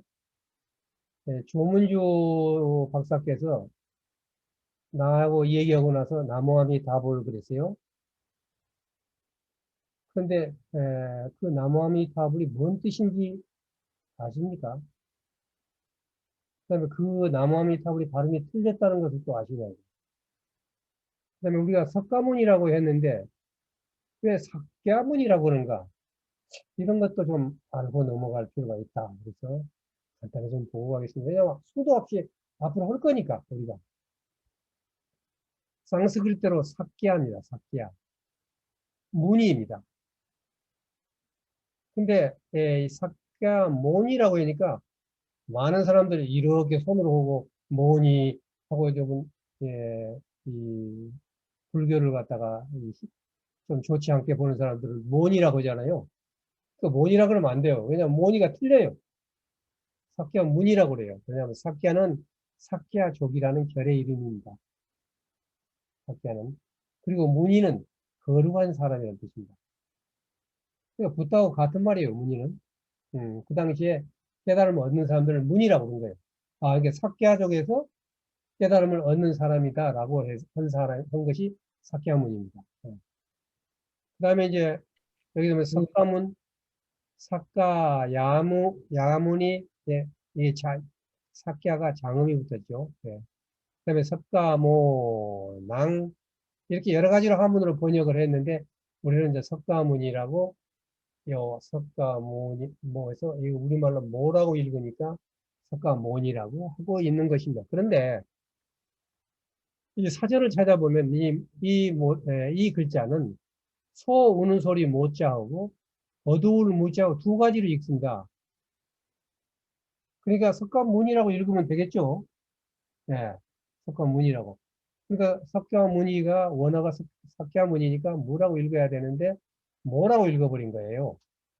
이 두 가지가 있다 해놓고 예를 든 데는 모니는 범어의 문의의 음역이다. 이건 성자라는 뜻이다. 그러면 여기 문의가 분명히 범어의 문의인데 왜 문의를 선택해야지 모니를 선택했냐면 이것은 옥편이 잘못되면서 번역하신 분들이 다 잘못 번역해버린 거예요. 이게 그러니까 학자들은 이 옥편이 잘못되고 사전이 잘못되고 이론이 잘못되고 교과서가 잘못된 것을 연구하는 게 학자고 또 그 바로 잡아놓으면 교사들은 그걸 가르친 겁니다. 예. 근데 이 그놈을 갖다 이 바꾸자 석가모니라고 해야 된다고 해도 제가 오래됐습니다만 잘 안 쓰시더라고요. 그래서 여러분들은 석가모니가 정확한 것이다. 모니라고도 우기는 사람이 있을 겁니다. 2000년 한국의 이 그 불교의 전통을 갖다가 쳐버리고 마음대로 그 성스러운 이름을 부른다 이런 얘기를 들을 겁니다. 그런데 제가 그래서 심지어 옥편까지 꺼내서 여러분과 말씀을 드리는 겁니다. 옥편이 잘못된 겁니다. 자, 사캬문이라고 해야 되는 것은 영어 사전 보면 사캬문이라고 되어 있습니다. 그러니까 우리나라 앞으로 이제 불교를 하는 사람들이 외국 가서 영어로 하고 영어 사전으로 봤었을 때 여러분들이 잘못하면 틀린다는 거예요. 그러니까 제대로 하려면 사캬문이라고 하는 것이 좋다는 겁니다. 중국의 현재는 스지아문이라고 있는데요. 중국어로 보면. 그런데 6세기 전후에 당나라 때, 수나라 당나라 때의 음을 보니까 사캬문이에요. 사캬문이. 그러니까 정확하게 했던 겁니다. 그때 말로는. 지금 여러분이 알고 있는 중국어는 다 북경어예요. 북경어는 만주족이라든가 몽고족의 발음이 많이 들어가 있는 겁니다. 그래서 많은 사람이 중국어의 고리의 리다, 중국어다 이렇게 얘기를 해요. 옛날에 리자는 레로 읽었어요. 그래서 리로 읽으라고 그렇게 줄을 단 겁니다. 그러니까 지금 자기가 알고 있는 중국어가 전통적으로 쭉 내려왔던 발음이지 않아요. 중국은요, 8개 권역으로 나눠서 똑같은 한문을 가지고 이해를 해도 전혀 못 알아들어요. 우리나라 사투리는 문제가 안 될 정도예요. 그래서 홍콩에 가면 지금도 할머니들은 북경은 못 알아들어요. 못 알아들으니까 밑에 한문이 다 달려가요. 홍콩에 가서 영화 보세요. 영화를 보면 밑에 다 한문이 있어요. 왜냐? 북경어로는 거 못 알아들으니까. 예. 그래서 현재 북경어를 가지고 만다린을 가지고 중국어가 당나라 때부터 썼다고 오해하면 안 된다는 겁니다. 그때는 삭카문이라고 했어요. 예. 일본도 샤카문이라고 분명히 합니다. 한국은 석가모니라고 그러죠. 석가라고 그러죠. 또. 그래서 이것을 삭카문이라고 하는 것은 굉장히 중요하다. 근데 이 삭카모니를 석가를 석으로 줄여버렸어요. 성을. 그러니까 우리가 우리나라의 모든 스님들은 이 붓다의 제자들은 제자가 아니라 자식이니까 성을 씁니다. 그러면 저는 성 무엇입니다. 저는 성 누구입니다. 하고 스님들이 얘기하죠. 근데 그것은 사실은 석가를 석으로 줄여버린 겁니다. 이거는 사실은 잘못된 거예요. 마치 오바마를 오바라 그러고 다나카를 다라고 하는 거나 마찬가지입니다. 그게 어떤 문제가 이제 발생을 해버리냐면 중국에서는 쓰라고 그럽니다. 나는 스 무엇입니다. 한국에서 나는 성 누구입니다. 일본은 나는 사쿠 무엇입니다. 이렇게 얘기합니다. 월남에서는 틱이라고 그럽니다. 여러분이 잘 아시는 틱나탄 스님은 틱이 석이란 뜻입니다. 나 성 누구요? 하듯이 틱나탄이다 한 겁니다. 틱나탄은 석 일행이란 뜻입니다. 그 다음에 월남말로 석해구는 틱 와이칸이라고 합니다. 이 틱이라는 것은 다 같이 삭야를 옮긴 겁니다. 그렇기 때문에 국제적으로 쓰이기 위해서는 앞으로 불교에서도 소리끝인 한글이 뛰어나니까 우리가 원래 음을 사서 사키야문이라고 하면 다 통한다는 거예요.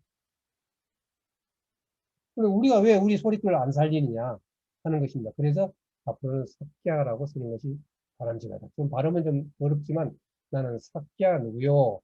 라고 얘기하는 것이 좋다는 것입니다. 우리 그 조문주 선생님 나왔는지 모르겠네요. 오늘 아미타불을 저한테 하셨는데 아미타불이라고 하셨어요. 결론은 것은 나무, 아미따불이라고 해요. 나무가 아니라 나무라고 해야 된다 하는 겁니다. 자, 아미타불이라고 그랬는데 이것은 아미따, 붓다라는 것을 나눈 것입니다. 예, 그럼 아미따라는 것은 뭔 뜻이냐? 아, 이 자세히 보세요. 왜 내가 아미타라고 않고 아미따라고 하는가?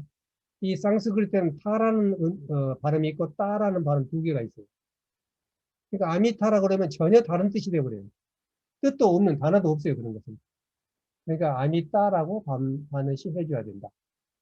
타는 음이 밖으로 나오는 튀어나온 타 하면 기운이 밖으로 나오죠. 이 기운이 터진 소리예요. 근데 따는 안 나가죠. 다른 소리예요. 그리고 연주를 할 때도 따로 하면 훨씬 힘이 덜 들어요. 그래서 6시간을 한다 할 때는 8시간을 할 수가 있어요. 타로 하는 것보다. 아미따라는 것은 무슨 뜻이냐면 아 플러스 미따예요. 이 아라는 것은 에스페란토의 말 또는 네아와 같은 겁니다. 영어의 영어의 이런 것입니다. 미따는 미주얼, 미주얼링, 그리고 빈약한 스캔티, 리틀, 숏, 브립 이런 뜻이에요. 미따라는 것은. 근데 거기다가 R을 붙이면 unmeasured, boundless, infinite 이런 식으로 무량하던 가없는 끝없는 그런 뜻이 됩니다. 예. 근데 우리나라는 이걸 모르고 그냥 미타 그 선언, 미타사 이런 게 수도 없이 많습니다. 우리나라에. 그러면 뭐냐면 이게 자기는 그 미타라는 말이 무량하고 한없고 끝없다는 뜻으로 잘못 알고 있어요. 그건 전부 짧고 빈약하고 작고 모자라고 이런 뜻이거든요. 거기다 R을 붙여야지만 그러니까 에스페란토 하신 분들을 위해서 좀 말하면 여기서 말물테라는 건 거꾸로 되는 거예요. 예, 그래서 그란다, 말그란다, 네그란다 이런 식으로 네 말 붙이는 거나 마찬가지. 예. 근데 여기서 그걸 모르고 그냥 아미따라는 말은 정말 영원하고 끝없고 무량하고 한량없고 잴 수도 없고 그지없고 이런 unmeasurable 이란 뜻이에요 여기서. 근데 그걸 R을 떼버리는 거예요. 이게 중국 사람들이 운을 맞추려고 아미타 그러면 석자죠. R을 빼버린 거예요. 그냥 미타라고 하는 거예요. 그냥 그대로 우리는 쓰고 있는 거예요. 그 뜻이 뭔지 모르는 거예요. 그래서 아미타라는 것은 굉장히 중요한 그런 의미를 갖고 있는 것이고, 그리고, 그러니까 시간적으로는 영원하다는 겁니다. 죽지 않는다는 겁니다. 아미타는. 공간적으로는 영원한 빛이 끝없이 나간다는 뜻입니다. 그래서 그런 뜻을 나타내는 것이 보면 아미타 윳 하면 무량수, 아미타바 그러면 무량광, 그지없이 많은 목숨과 그지없이 많은 빛이란 뜻이에요. 이보다 더 좋은 것이 뭐 어디가 있습니까? 또 부타는 뭐예요? 깨달은 사람이에요. 그럼 아미타 부타란 뭐냐? 끝없는 목숨과 그지없는 빛을 깨달은 사람이란 뜻인데요. 여기를 아자를 빼버리면 보잘것없고 하잘것없는 이런 것을 깨달았다는 사람이 되는 겁니다. 이게 아주 중요한 거니까 하실 때 근데 하나 잘못된 것은 뭐냐면 아미따 윳과 아미따 바를 윳과 바를 빼고 아미따만 가지고 부타를 해버린 겁니다. 영원불이 돼버린 겁니다. 무량불, 무량수, 무량광인데 요런 건 제가 또 논문을 쓴 게 있기 때문에 논문을 또 올려드리도록 하겠습니다. 근데 논문이 내가 이렇게 했어도 제가 몇 년 전에 벌써 10몇 년 전에 이거 발표를 했어요. 그리고 심지어는 요걸로 책을 내니까 제목을 딱 냈더니 난리가 났어요. 2000년 불교를 갖다 망치는 뭐라고 말이에요. 이렇게 다 틀리게 얘기했다고. 유명한 스님들이 그렇습니다. 매일 이것을 외우는 스님들이 하는 얘기입니다. 예. 그래서 제가 논문에서 이것도 12월에 발표하고, 그 다음에 하도 말을 안 들어서 나무아미타불이라는 것은 1935년 이후에 사실인 거예요. 그 이제는 나무라고 했어요. 그 이제는 아미타불이라고 했어요. 그걸 내가 언해본들을 불경 언해본들을 다 찾아가지고 다 분석을 해서 논문을 써가지고 그건 지금 심사 중입니다. 나중에 보여드리도록 하겠습니다. 나무란 말은요. 나무라고 하면 안 됩니다. 나무란 단어가 없습니다. 나무라고 해야 됩니다. 이것은 나모스라는 단어의 변형인데 여러분이 이 인도에 가면 나마스테 그러죠. 나마스테 합니다. 인도에나 네팔에 가면. 나마스테가 때는 당신이란 뜻이고 굿모닝 투 유란 뜻입니다. 그러니까 살루톤 알비. 그러니까 살루톤에 해당하는 겁니다. 인사하다. 나모스라는 경례, 경건한 인사, 숭배, 예배 이런 뜻이 나모스인데 어떤 단어하고 합성을 할 때는 나모라고 그래요. 그러니까 반드시 나모라고 해야지 나무라는 단어는 있지도 않습니다. 사전에. 예를 들면 나모 라트라트라야 그러면 그것은 삼보에 귀의합니다. 할 때 나모. 다 나모하고 한문으로는 귀의라 그런 것이고 반드시 여러분들은 나모로 해줘야 된다는 거. 참고로 얘기를 했습니다. 자, 그러면 깨달음을 얻고 나서 가르침을 펴는 시기부터 보도록 하겠습니다. 자, 처음에 딱 깨달음을 얻고 나서 내가 이것을 누구한테 처음에 가르칠까? 이걸 고심합니다. 자기가 옛날에 자기를 가르쳤던 3명의 스승을 찾아가서 가르치려고 딱 보니까 이미 운투에 가르칠 사람이 없어진 거예요. 이 사람들은 가서 꼭지만 딱 들어주면 된다는데 그래서 가만히 보니까 자기를 떠났던 5명의 그 옛날 보디가드들이 바라나시라는데 사슴동산에 이 사람들이 그 사슴동산에 5명이 모여서 수행을 하고 있는 거예요. 그래서 거기 갑니다. 그래서 첫째 번 제자가 그 5명의 제자가 됩니다. 그래서 이 사슴동산에 가서 야사와 벗들, 그 다음에 부르나 마이트라야 부드라, 그 다음에 자야라는 고을에 사는 50명, 잔치에서 여인을 찾는 무리, 이런 사람들이 첫 번째 제자가 됩니다. 여기가 현재 사라나트라는 곳인데 이 부르나 마이트라야니 부드라는 사람은 히말라야에서 태어나서 수십 년 동안을 30명 제자들과 수행을 했던 사람이에요. 근데 수행을 하다가 딱 보니까 이미 깨달은 사람이 나타난 거야. 그래서 날아왔다고 그래요. 거기서 히말라야에서 와가지고 부탁에 저희들을 제자로 받아들이십시오. 그러니까 한마디 딱 하니까 그 자리에서 30명이 모두 다 깨달았어요. 이미 다 깨달음에 도달할 만큼 공부를 했기 때문에 그렇습니다. 이 바라나시 부근의 이 다라는 마을의 이 50명은 자기들이 정말 파티를 하고 굉장한 깨달음을 얻는데 새벽에 너무 허무한 거야, 이게. 그래서 그걸 뿌리치고 나와서 부타를 만나가지고 자기 친구들 50명과 함께 귀의를 해서 제자가 됩니다. 그 다음에는 바로 그 숲에 그 파티를 하고 있는 분들이 있었어요. 근데 거기에 이제 여자들을 데려다가 노래를 부르고 춤을 추게 했는데 그 여자가 도망을 갔어요. 그러니까 잔치에 있던 사람들이 쫓아와 여자들을 찾으러 다니는 겁니다. 쭉 찾으러 다니니까 그러다가 이제 붓다를 만났어요. 성자요. 혹시 여기 지나가는 여인을 보지 못했습니까? 그러니까 붓다가 당신들은 무엇 때문에 그 여인을 찾습니까? 우리와 같이 즐기던 여인인데 그 여인을 지금 빨리 찾아서 즐거움을 갖기 위해서 그렇습니까?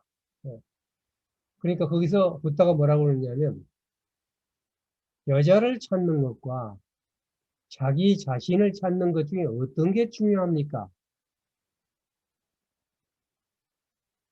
여자를 찾는 것과 자기 자신을 찾는 것과 어떤 것이 더 중요합니까?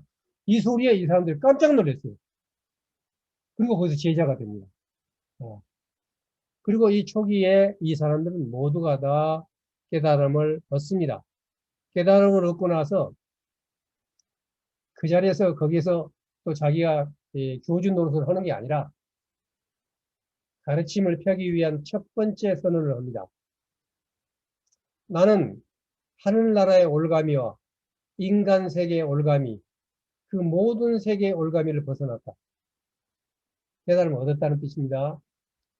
빅슈들이여, 그대들도 하늘나라의 올가미와 인간 세계의 올가미, 그 모든 올가미를 벗어났다. 아라한이 됐다는 겁니다. 제자들도 이제. 그럼 뭘 해야 되는가? 많은 사람들의 이익을 위하여. 이 부분 중요합니다. 사람들의 평안과 즐거움을 위하여. 세상을 가엾게 여겨 하늘 사람과 인간의 이익과 안락을 위하여 길을 떠나라. 둘이서 같은 길을 가지 마라. 예수 있으면 여러 군데 가서 퍼뜨리라는 뜻입니다. 빅쇼들이요. 처음도 훌륭하고 가운데도 훌륭하고 끝도 훌륭하고 뜻과 나타냄이 꼭 맞는 가르침을 이야기하고 흠없이 너그럽고 맑고 깨끗한 삶을 드러내야 된다. 여기에요. 출가자들이 또 깨달는 사람들이 어떻게 해야 되는 모든 행동이 다 들어가 있습니다. 가르침을 펴는 것은 첫째가 많은 사람들의 이득을 위해 평안을 위해서 즐거움을 위해서 자비라는 겁니다. 이것이 자하고 비라는 것이 뭐냐면 사람을 가엾게 여기는 게 비입니다.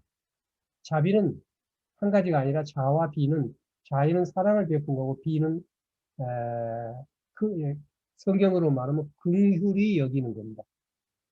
긍휼히 여기는 겁니다. 너무 어렵습니다. 저는 어떻게 번역했냐면 세상을 가엾게 여기요. 근데 그것도 사람만이 아니라 하늘 사람과 인간의 이익과 안락을 위해서 길을 떠나라. 우리 종교의 목적입니다. 그리고 가르칠 때는 아무렇거나 가르치지 말고 처음도 훌륭하고 가운데도 훌륭하고 끝도 훌륭하고 뜻과 행동이 꼭 맞는 가르침, 그런 삶을 가르침뿐이 아니라 스스로 삶으로 드러내라. 이렇게 제자들한테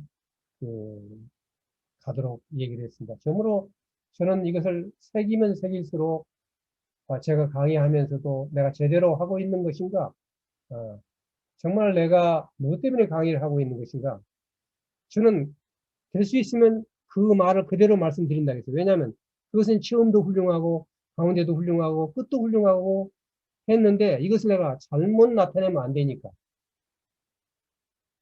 흠이 없어야 되는데 흠이 있는 걸로 나타내면 안 되니까 될 수 있으면 그 말을 그대로 말씀드려야 되고 또 내 자체의 삶이 그 가르침에 그대로 드러내야 되기 때문에 조심스럽고 항상 강의하는 이 자체가 나를 돌아보는 그런 계기가 되는 것입니다. 처음에 설교를 한 사선동산입니다. 자, 여기에도 아쇼카의 이 돌이 있고 여기에 글자가 써 있습니다. 바로 거기에 바라나시가 있다고 그랬죠? 말씀드렸죠? 전번에 봤습니다. 자, 이제 그렇게 하고 나서 까샤파 삼형제와 1000명의 제자를 갖다 자기 제자로 만듭니다.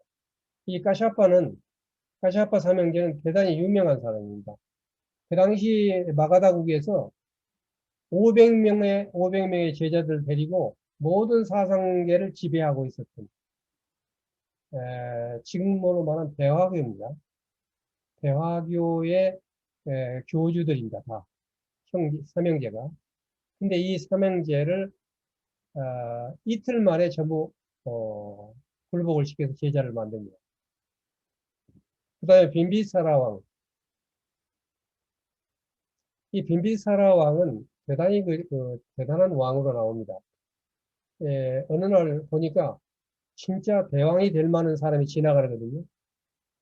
그게 이제 고다마가 수행을 하러 지나가는 겁니다. 그래서 왕이 찾아갑니다. 찾아가서 내가 왕의 자리를 다 줄 테니까 나를 이어서 이 왕의 자리를 되라. 그러니까 저는 왕의 자리를 버리고 나온 사람입니다. 저는 깨달음을 얻으러 가는 사람입니다. 그러니까 딱 빈비사나와요. 왜냐? 자기는 생사 문제를 해결하지 못한 사람이고 생사를 문제를 해결해 줄 수 있는 능력이 없으니까 그러면 하나 부탁이 있습니다. 뭡니다. 만약에 깨달음을 얻게 되면 제일 먼저 나를 와서 제도해 주십시오. 대단한 왕입니다. 그 왕들은. 예, 예. 그러니까 알겠습니다. 그래서 와가지고 그 제자 와서 그 왕을 제도합니다. 근데 이 왕도 제도를 받았지만 아들한테 그 감옥에서 아들이 그 감옥에 들어가게 해가지고 나중에 감옥에서 죽게 됩니다. 이런 얘기는 이제 인연법이라든가 이런 것에 의해서 많은 설명을 해야 되는데 시간이 많지 않기 때문에 제가 그냥 지나가도록 하겠습니다. 그 다음에 사리푸트라하고 마우칼야나 여러분이 불경에 봤을 때는 사리불과 목건년 최고의 제자입니다. 그리고 붓다보다 먼저 돌아가신 분입니다. 나이도 더 많고. 근데 이 두 사람은 전번에 육사외도락에서 6명의 소위 현인들 중에 산자야라고 있었다고 그랬죠. 회의론자. 이것도 아니고 저것도 아니고 했던 그 산자 밑에 가서 수십 년간 공부를 해서 산자의 2인자로 두 사람이 되어 있었던 그런 사람입니다. 그 이제 두 사람이 이 두 사람이 그 제자가 되는 그 과정도 정말 감명적인데 시간이 없어서 그냥 넘어가도록 하겠습니다. 이렇게 해서 사카모니는 당시 가장 강한 나라였던 마가다의 서울 라자그리아에서 왕사성입니다. 왕사성 우리말로 번역하면 빈비사라 왕과 그 지역 출신 5명의 큰 제자 5명의 큰 제자가 사리푸트라하고 마걸레아나 그 다음에 가사파 사망제 그렇게 해서 1250명을 제도해가지고 이 가치 설법으로 다닙니다. 불경에 보면 1250명의 제자와 같이 다닌다는 말이 계속 나옵니다. 그 1250명은 바로 1000명과 그 다음에 이 사리푸트라가 데리고 온 20명 그리고 나머지 50명에서 1250명이 돼서 80살에 완전한 열반에 될 때까지 45년간 소위 법을 나누기 시작합니다. 많은 경전에서는 이것을 빅슈상가라고 얘기를 합니다. 비구들로 모여진 쌍가입니다. 이 쌍가는 승이라는 것은 중이라는 뜻이 아닙니다. 다시 한번 말씀드립니다. 승가라는 뜻이고 요 같이 모였던 커뮤니티를 얘기하는 겁니다. 자, 이제 그렇게 해서 어느 날 자기 아들을 보고 싶다고 그랬죠. 그래가지고 와가지고 9명의 그 왕족들이 출가를 합니다. 9명의 왕족들이 그건 아버지가 명령을 해서 출가를 하는데 되게 사촌들이에요. 여기 보면 9명인데 이 중에 9명 중에 우빨리는 왕족이 아닙니다. 아니루따, 바드리까, 난디, 김빌라, 난다, 우빠난다, 안한다, 대받았다는 나중에 배반해가지고 지옥에 떨어진 사람이죠. 안한다는 27년간 부처님을 모신 분이죠. 자, 뭐, 난디는 그 부인을 못 잊어가지고 했었던 그런 얘기죠.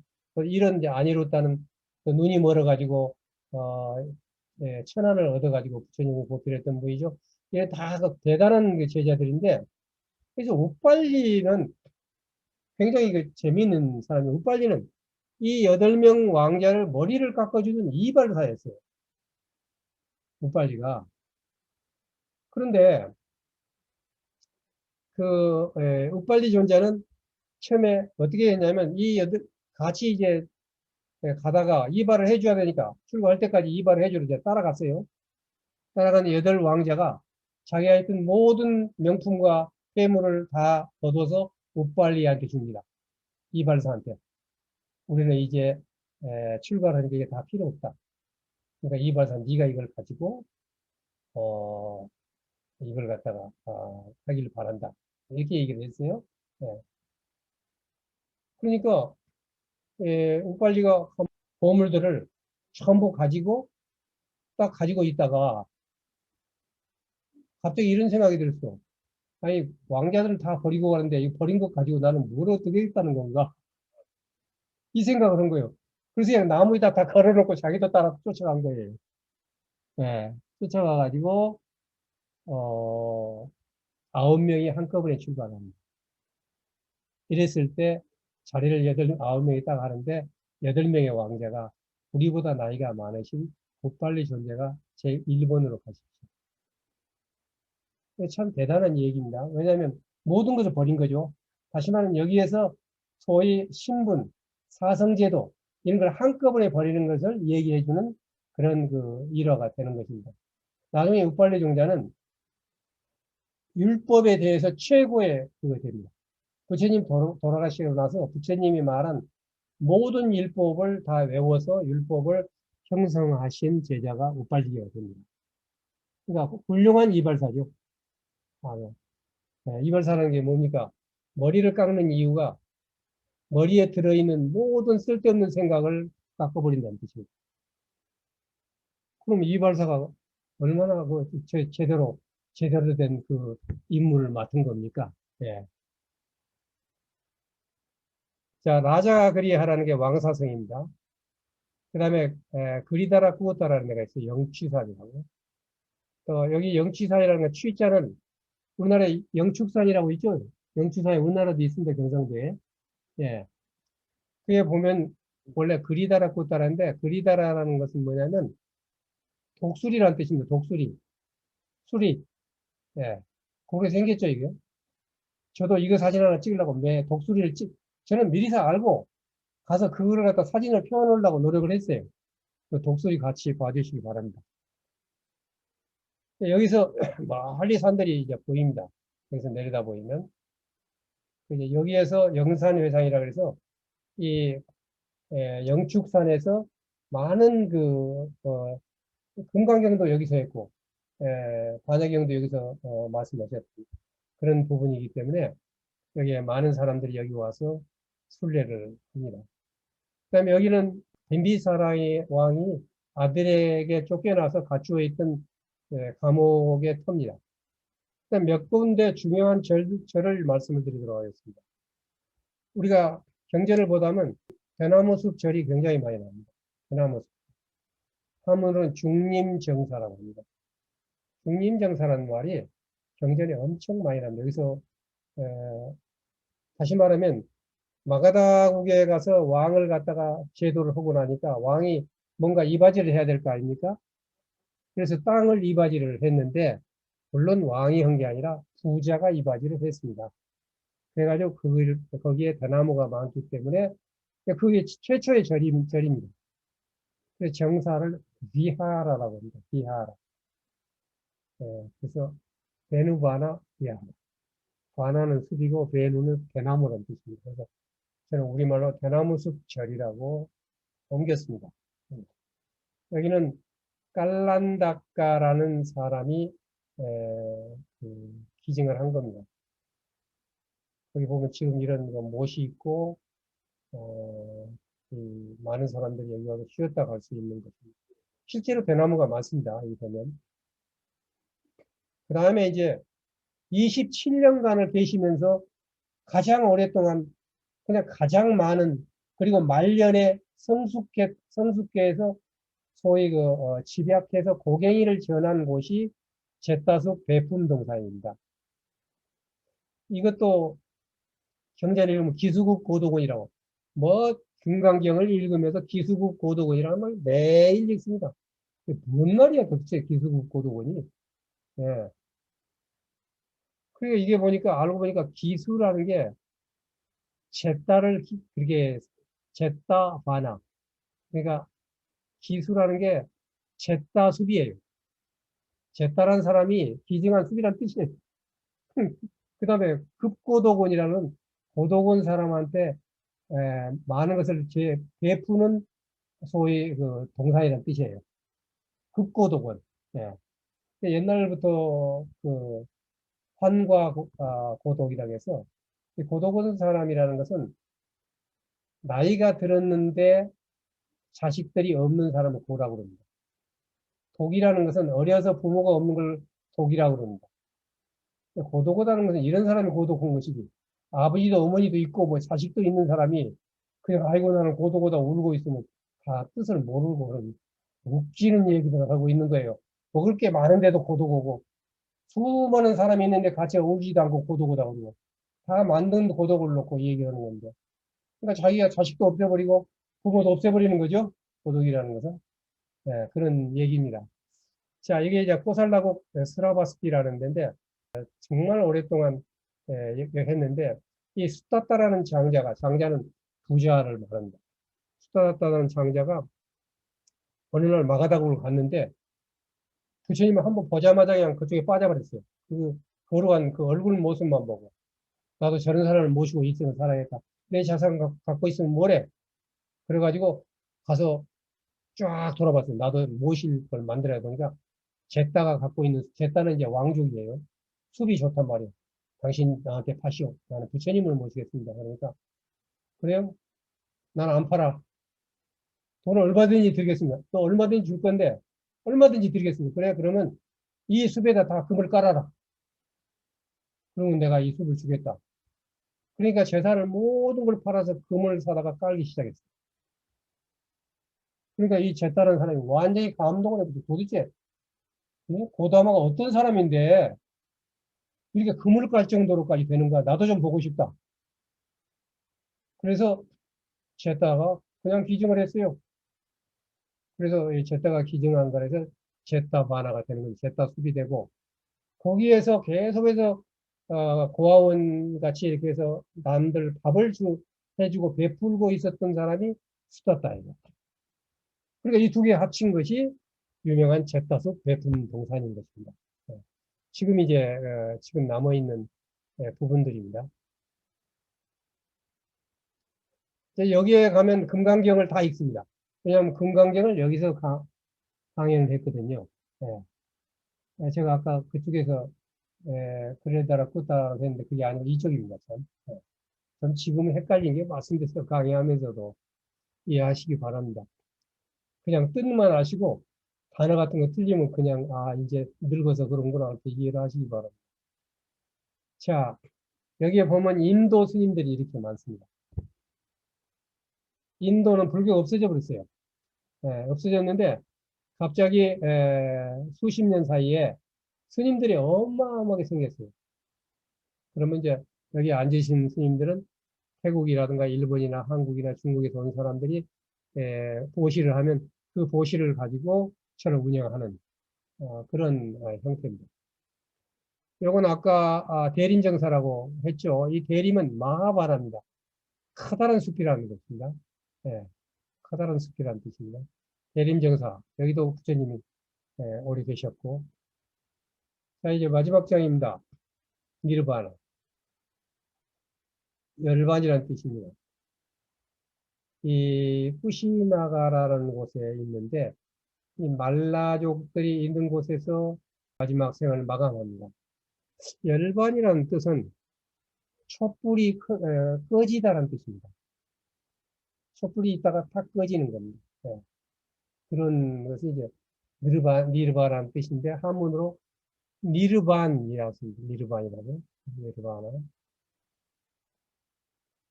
자, 이 마지막 부분이 꽤 중요합니다. 왜냐하면 이 열반경이라고 해서 마지막 부분만을 한 경으로 남기시는 게 있어요. 그건 초기 경전에도 있고, 그다음에 대승경전에도 나옵니다. 그래서 좀 비교를 하면서 제가 봤는데, 제 부분은 그냥 초기 경전부터 그걸 위주로 해서 제가 말씀드리도록 하겠습니다. 거의 될 수 있으면 경전을 위주로 말씀을 드리겠습니다. 그럼 마지막 제자에게 진리를 가리는 법을 가르쳐 드립니다. 그 수바타라는 제자가 일생 동안 이 사람 스승을 찾아다녔는데 어느 날 이제 가만히 보니까 오늘 저녁에 붙다가 이 세상을 뜨는 거야. 안 돼. 돌아가시기 전에 나도 마지막 좀 배워야겠어. 찾아갑니다. 찾아가니까 안 한다가 지금 너무 불편하시니까 진짜 거절을 한 겁니다. 면회가 안 돼. 이렇게 세 번을 부탁해. 세 번 다 거절을 해요.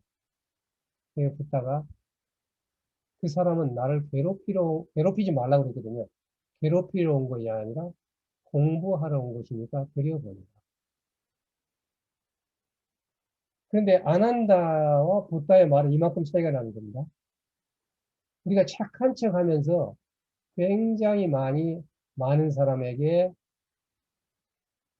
업을 짓는 경우가 굉장히 많습니다. 안 한다 수준하고 붙다 수준이 차이가 나는 거죠. 가서 제가 뭐 까사파, 막걸리 꼬살라, 아지따, 바꾸다, 산자야, 네가 한다 다 찾아다녔습니다. 그런데 모두가 자기 주장대로 이 얘기를 하는데 이거 제대로 아는 것입니까? 아니면 일부는 알고 일부는 모르는 것입니까? 이 구별법을 알려주십시오. 라고 얘기를 해요. 그때 이렇게 얘기를 합니다. 이거 아주 중요합니다. 전체 그 가르침을 마지막에 아주 핵심을 짚은 겁니다. 수바타요. 가르침과 계율엔 8가지 거룩한 길이 없다면 거기에는 수행자가 없고 거기에는 두 번째 수행자도 없고 거기에는 세 번째 수행자도 없고 거기에는 네 번째 수행자도 없습니다. 이 가르침과 계율에는 8가지 거룩한 길이 있습니다. 이 가르침은 자기의 가르침입니다. 붓다의 가르침입니다. 그러므로 여기에는 수행자가 있고 여기에는 두 번째 수행자가 있고 세 번째 수행자가 있고 여기에는 네 번째 수행자가 있습니다. 완전한 열반이라는 큰 경에 나옵니다. 기가니까요. 이 얘기는 뭐냐? 그래, 여러 사람이 이 얘기를 하면 그냥 봐라. 그래가지고 그 중에 8가지 팔정도라고 그럽니다. 8가지 거룩한 길이 있는가 없는가 봐서 있으면 그것은 수행자가 수행할 만한 것이 있는 것이고 없다면 그것은 수행자가 없는 것이다. 그건 법이 아니다는 얘기를 하는 겁니다. 아주 핵심을 짚어서 얘기를 하는 것입니다.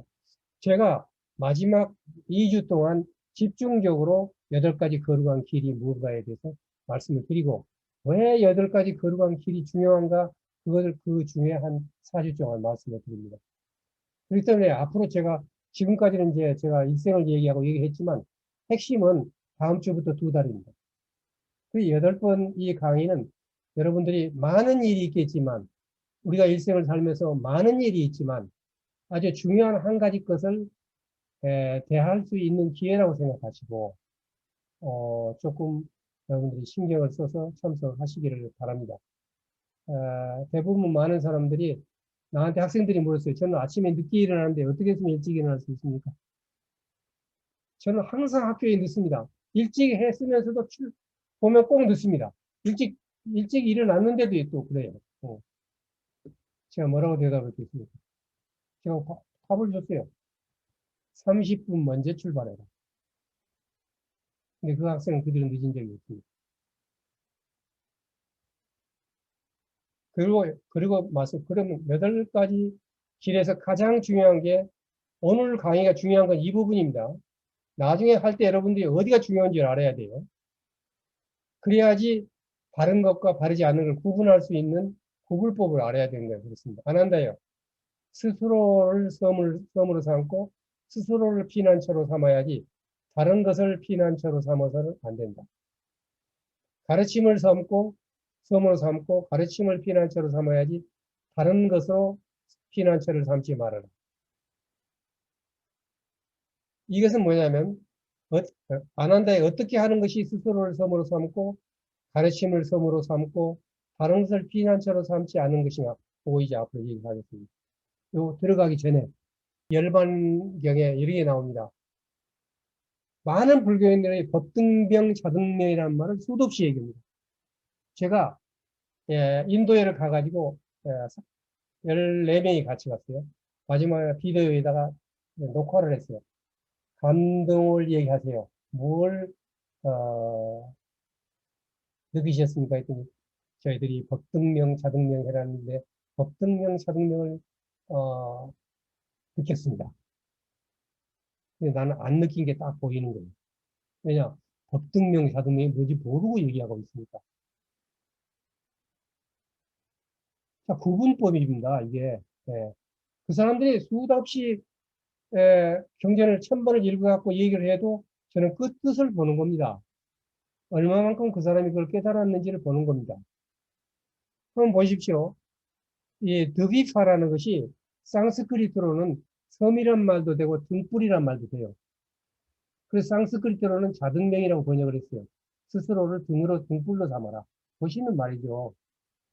근데 이 팔리어에서 디파는 등이라는 말이 없습니다. 섬이라는 말이 있습니다. 그런데 상스크리트는 섬이란 말과 등이라는 말이 두 가지가 한꺼번에 있는 거예요.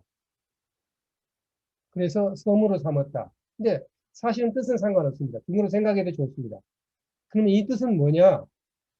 이 뜻은 뭐냐? 우리가 수행을 하다 보면은 수많은 경류에 휩쓸리게 됩니다. 그러면 휩쓸릴 때 나를 잡아주는 게 섬이에요. 섬. 헤엄쳐 가다가 섬이 있다는 거예요. 그게 비파예요. 비파예요. 그러니까 너희들이 수행을 하다가 그런 어려움이 만나면 하나의 섬으로 생각하라. 또는 등불로 생각해라. 다 좋아요. 바로 그게 뭐냐면 아까 말한 대로 팔정도리. 그리고 또 사성제입니다. 이런 것을. 근데 그랬을 때 그 법을 내가 설했던 법을 차등명 스스로 우선 자신 나를 우습게 보지 말아라.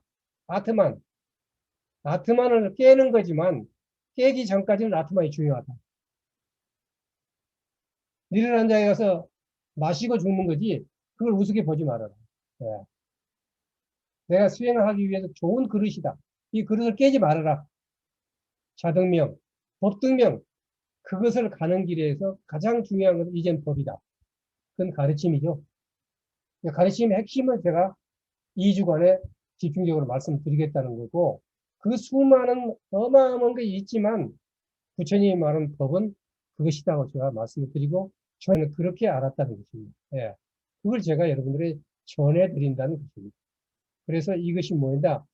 피난처로 삼지 않는 것이다. 다른 것은 또 이것이 중요하다 할 때 이제부터 네 가지 뛰어난 논증입니다. 네 가지 뛰어난 논증.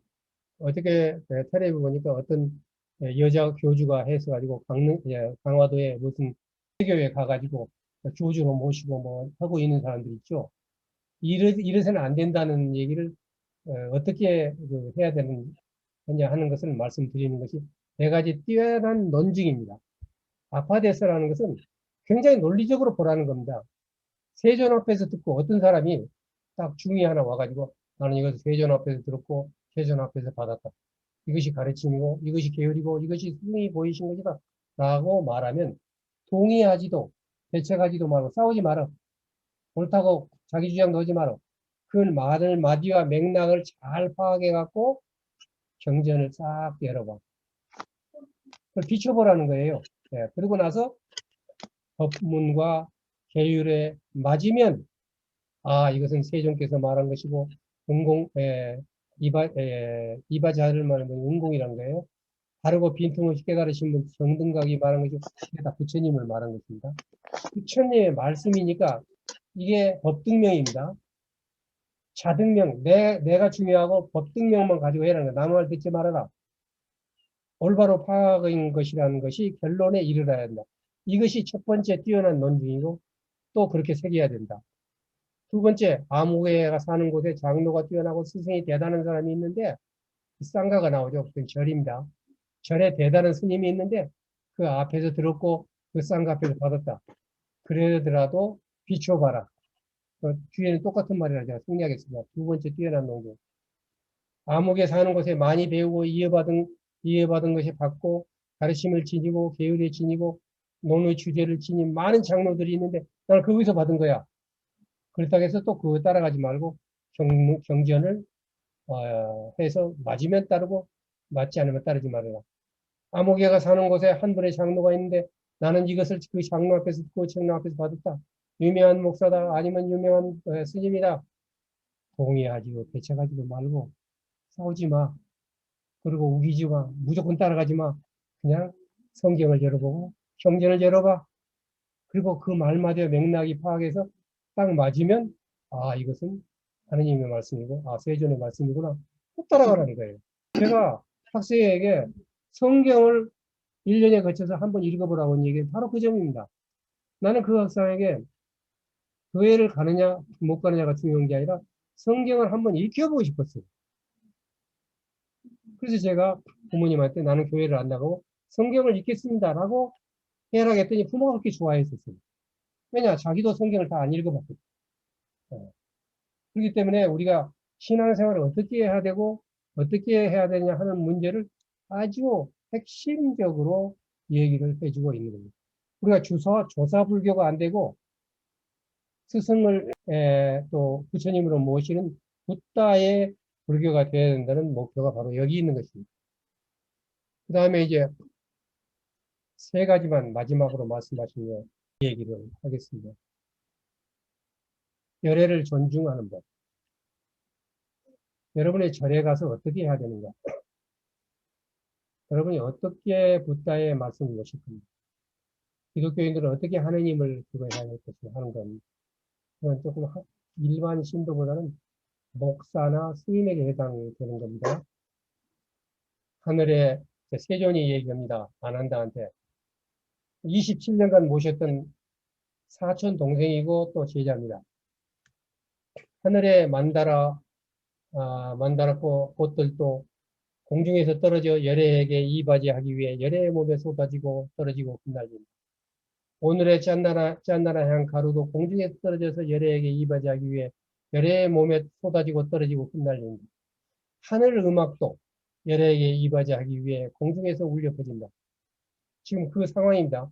마지막 상황을 굉장했습니다. 그 근방에는 하늘에서도 내려오고 하늘의 제자들이 많았으니까. 그러나 안 한다요. 이러한 것으로 열애가 존경받고 존중받고 경배받고 예경받고 숭배받은 것이 아니라. 자, 향을 올리고 꽃을 올리고 이런 거 얘기하는 거예요. 안 한다요. 빅슈이나 비구니를 빅슈이라고 하는 겁니다. 빅슈이나 남녀 제가 신자가 가르침에 따라 실천하고 올바로 실천하고 원리에 따라서 행한다면 그것이 가장 높은 이바지로 열애를 존경하고 존중하고 경배하고 예경하고 숭배하는 것입니다. 마지막 가르침이에요. 네. 우리가 어떻게 신앙생활을 해야 되는 것을 아주 핵심적으로 말씀하시는 것입니다. 이것은 어떤 종교나 상관없이 다 마찬가지입니다. 도대체 붓다와 하느님이 뭐가 부족해서 자기가 갖다 바치고 자기가 가져오고 자기가 올리는 사람에게만 복을 주고 그런 신은 안 믿어도 괜찮아요. 그게 아니라는 거예요. 분명히 얘기했어요. 네. 그래야지만 복을 주는 게 아니에요. 하나님이 말씀하셨어요. 너희들이 여기 있는 사람들에게 가장 하잘것없는 사람에게 하는 것이 곧 나에게 하는 것이다. 나는 이 성경의 구절이 너무 와닿았어요. 그리고 많은 사람들이, 많은 종교인들이 하나님을 정말 무시하고 하나님의 말씀을 정말 말을 안 듣는구나. 스님들이 중도를 얘기를 해서 너는 이렇게 고생하지 말고 마지막 일주일을 생각을 하는데 고행상의 앞에 가서만 모두 감동을 하고 그냥 경전을 외우고 있어요. 예. 그게 아니거든요. 마지막 일주일이 중요했거든요. 예. 그러니까 여기서도 봅니다. 참 솔직해요. 죽으면 어떻게 할까요? 물어보라는 거예요. 저는 부처님한테 배웠어요. 내가 마지막 상례식을 보고 가는 걸 부처님한테 배웠어요.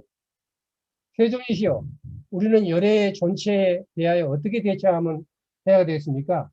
열애가 돌아가시면 이 시체를 어떻게 할까요? 묻는 거예요. 그러니까 이렇게 대답합니다. 그대들은 열애의 존치에 대해 관여하지 말라. 자, 안 한다요. 그대들은 참된 목표를 향해 노력하고 오로지 참된 목표에만 마음을 써라. 참된 목표를 향해 몇 대로 헛되이 놀지 말고 온 힘을 기울여 스스로 노력하여라. 안 한다요. 열애에게 맑고 깨끗한 믿음이 있는 왕족과 현자들이나 장자의 현자들이 열애의 몸을 스스로 할 것이다. 무슨 어마어마한 장례식을 해가지고 거기서 막 몇 주를 따라가지고 그냥 사진을 찍어서 사진 전시회를 하고 할 때마다 나는 이게 생각이 납니다. 부탄은 어떻게 돌아가셨는가? 그건 그걸 생각하는 장자들한테 맡겨. 너희들은 공부해! 그렇게 말씀하신 겁니다. 네. 그래서 이 마지막 가시면서 이런 그 형식적인 문제는 그 형식을 좋아하고 그거 가지고 신앙심을 얻는 사람들한테 얘기고 너희들은 그 시간에 공부하라는 겁니다. 저는 지금까지 모든 제자들에게 저한테 세배 오는 것을 못 오겠습니다. 그 시간에 있으면 그 시간에 더 자신을 찾으라고. 나한테 와서 세배 오지 말고 그 시간에 자신을 위해서 노력하라고. 그래서 마지막에 그러면 무슨 공부를 어떻게 해라고 그러냐. 자, 마지막 말씀입니다. 여러분은 스승의 가르침은 지나갔다. 우리에게 스승은 존재하지 않는다. 라고 생각할 수 있다. 그러나 그렇게 생각하서는 안 된다. 내가 가고 난 뒤, 내가 가르치고 만든 가르침과 계율이 여러분의 스승이 될 것이다. 백시들어 참으로 이제 여러분에게 당부한다. 만들어진 모든 것은 부서지고 마는 것이니 헛되이 놓지 말고 힘써 나아가. 마지막 말씀입니다. 힘쓰는 건 뭡니까? 법을 공부하는 것입니다. 여기서 우리가 만들어진 모든 것은 부서지고 마는 것이라는 걸 나중에 무상을 강의할 때 말씀드리겠습니다만 부처님은 이것을 먼저 깨달으라는 것은 마지막에 엄청 강의합니다. 지금 우리가 보고 있는 것, 우리가 만들어진 것, 태어난 것 이 자체가 우리는 언젠가는 없어진다. 있을 때 잘해. 좀 이상하게 됐습니다만 있을 때 한문으로 방일하지 마라. 헛되이 놀지 말라고 방일이라는 말을 우리말로 옮기면서 정말 고심했습니다. 헛되이 놀지 말라 이 말 여러분들은 간단하게 본론지 말하면 이 말 하나를 하느라고 저는 엄청나게 좀 생각을 많이 했던 단어입니다. 그래서 여러분들은 시간 헛되이 보내시지 말고 살아있을 때 여러분이 생사 문제에 대해서 생각하실 수 있는 그런 기회가 되기를 바라면서 오늘 강의를 마치겠습니다.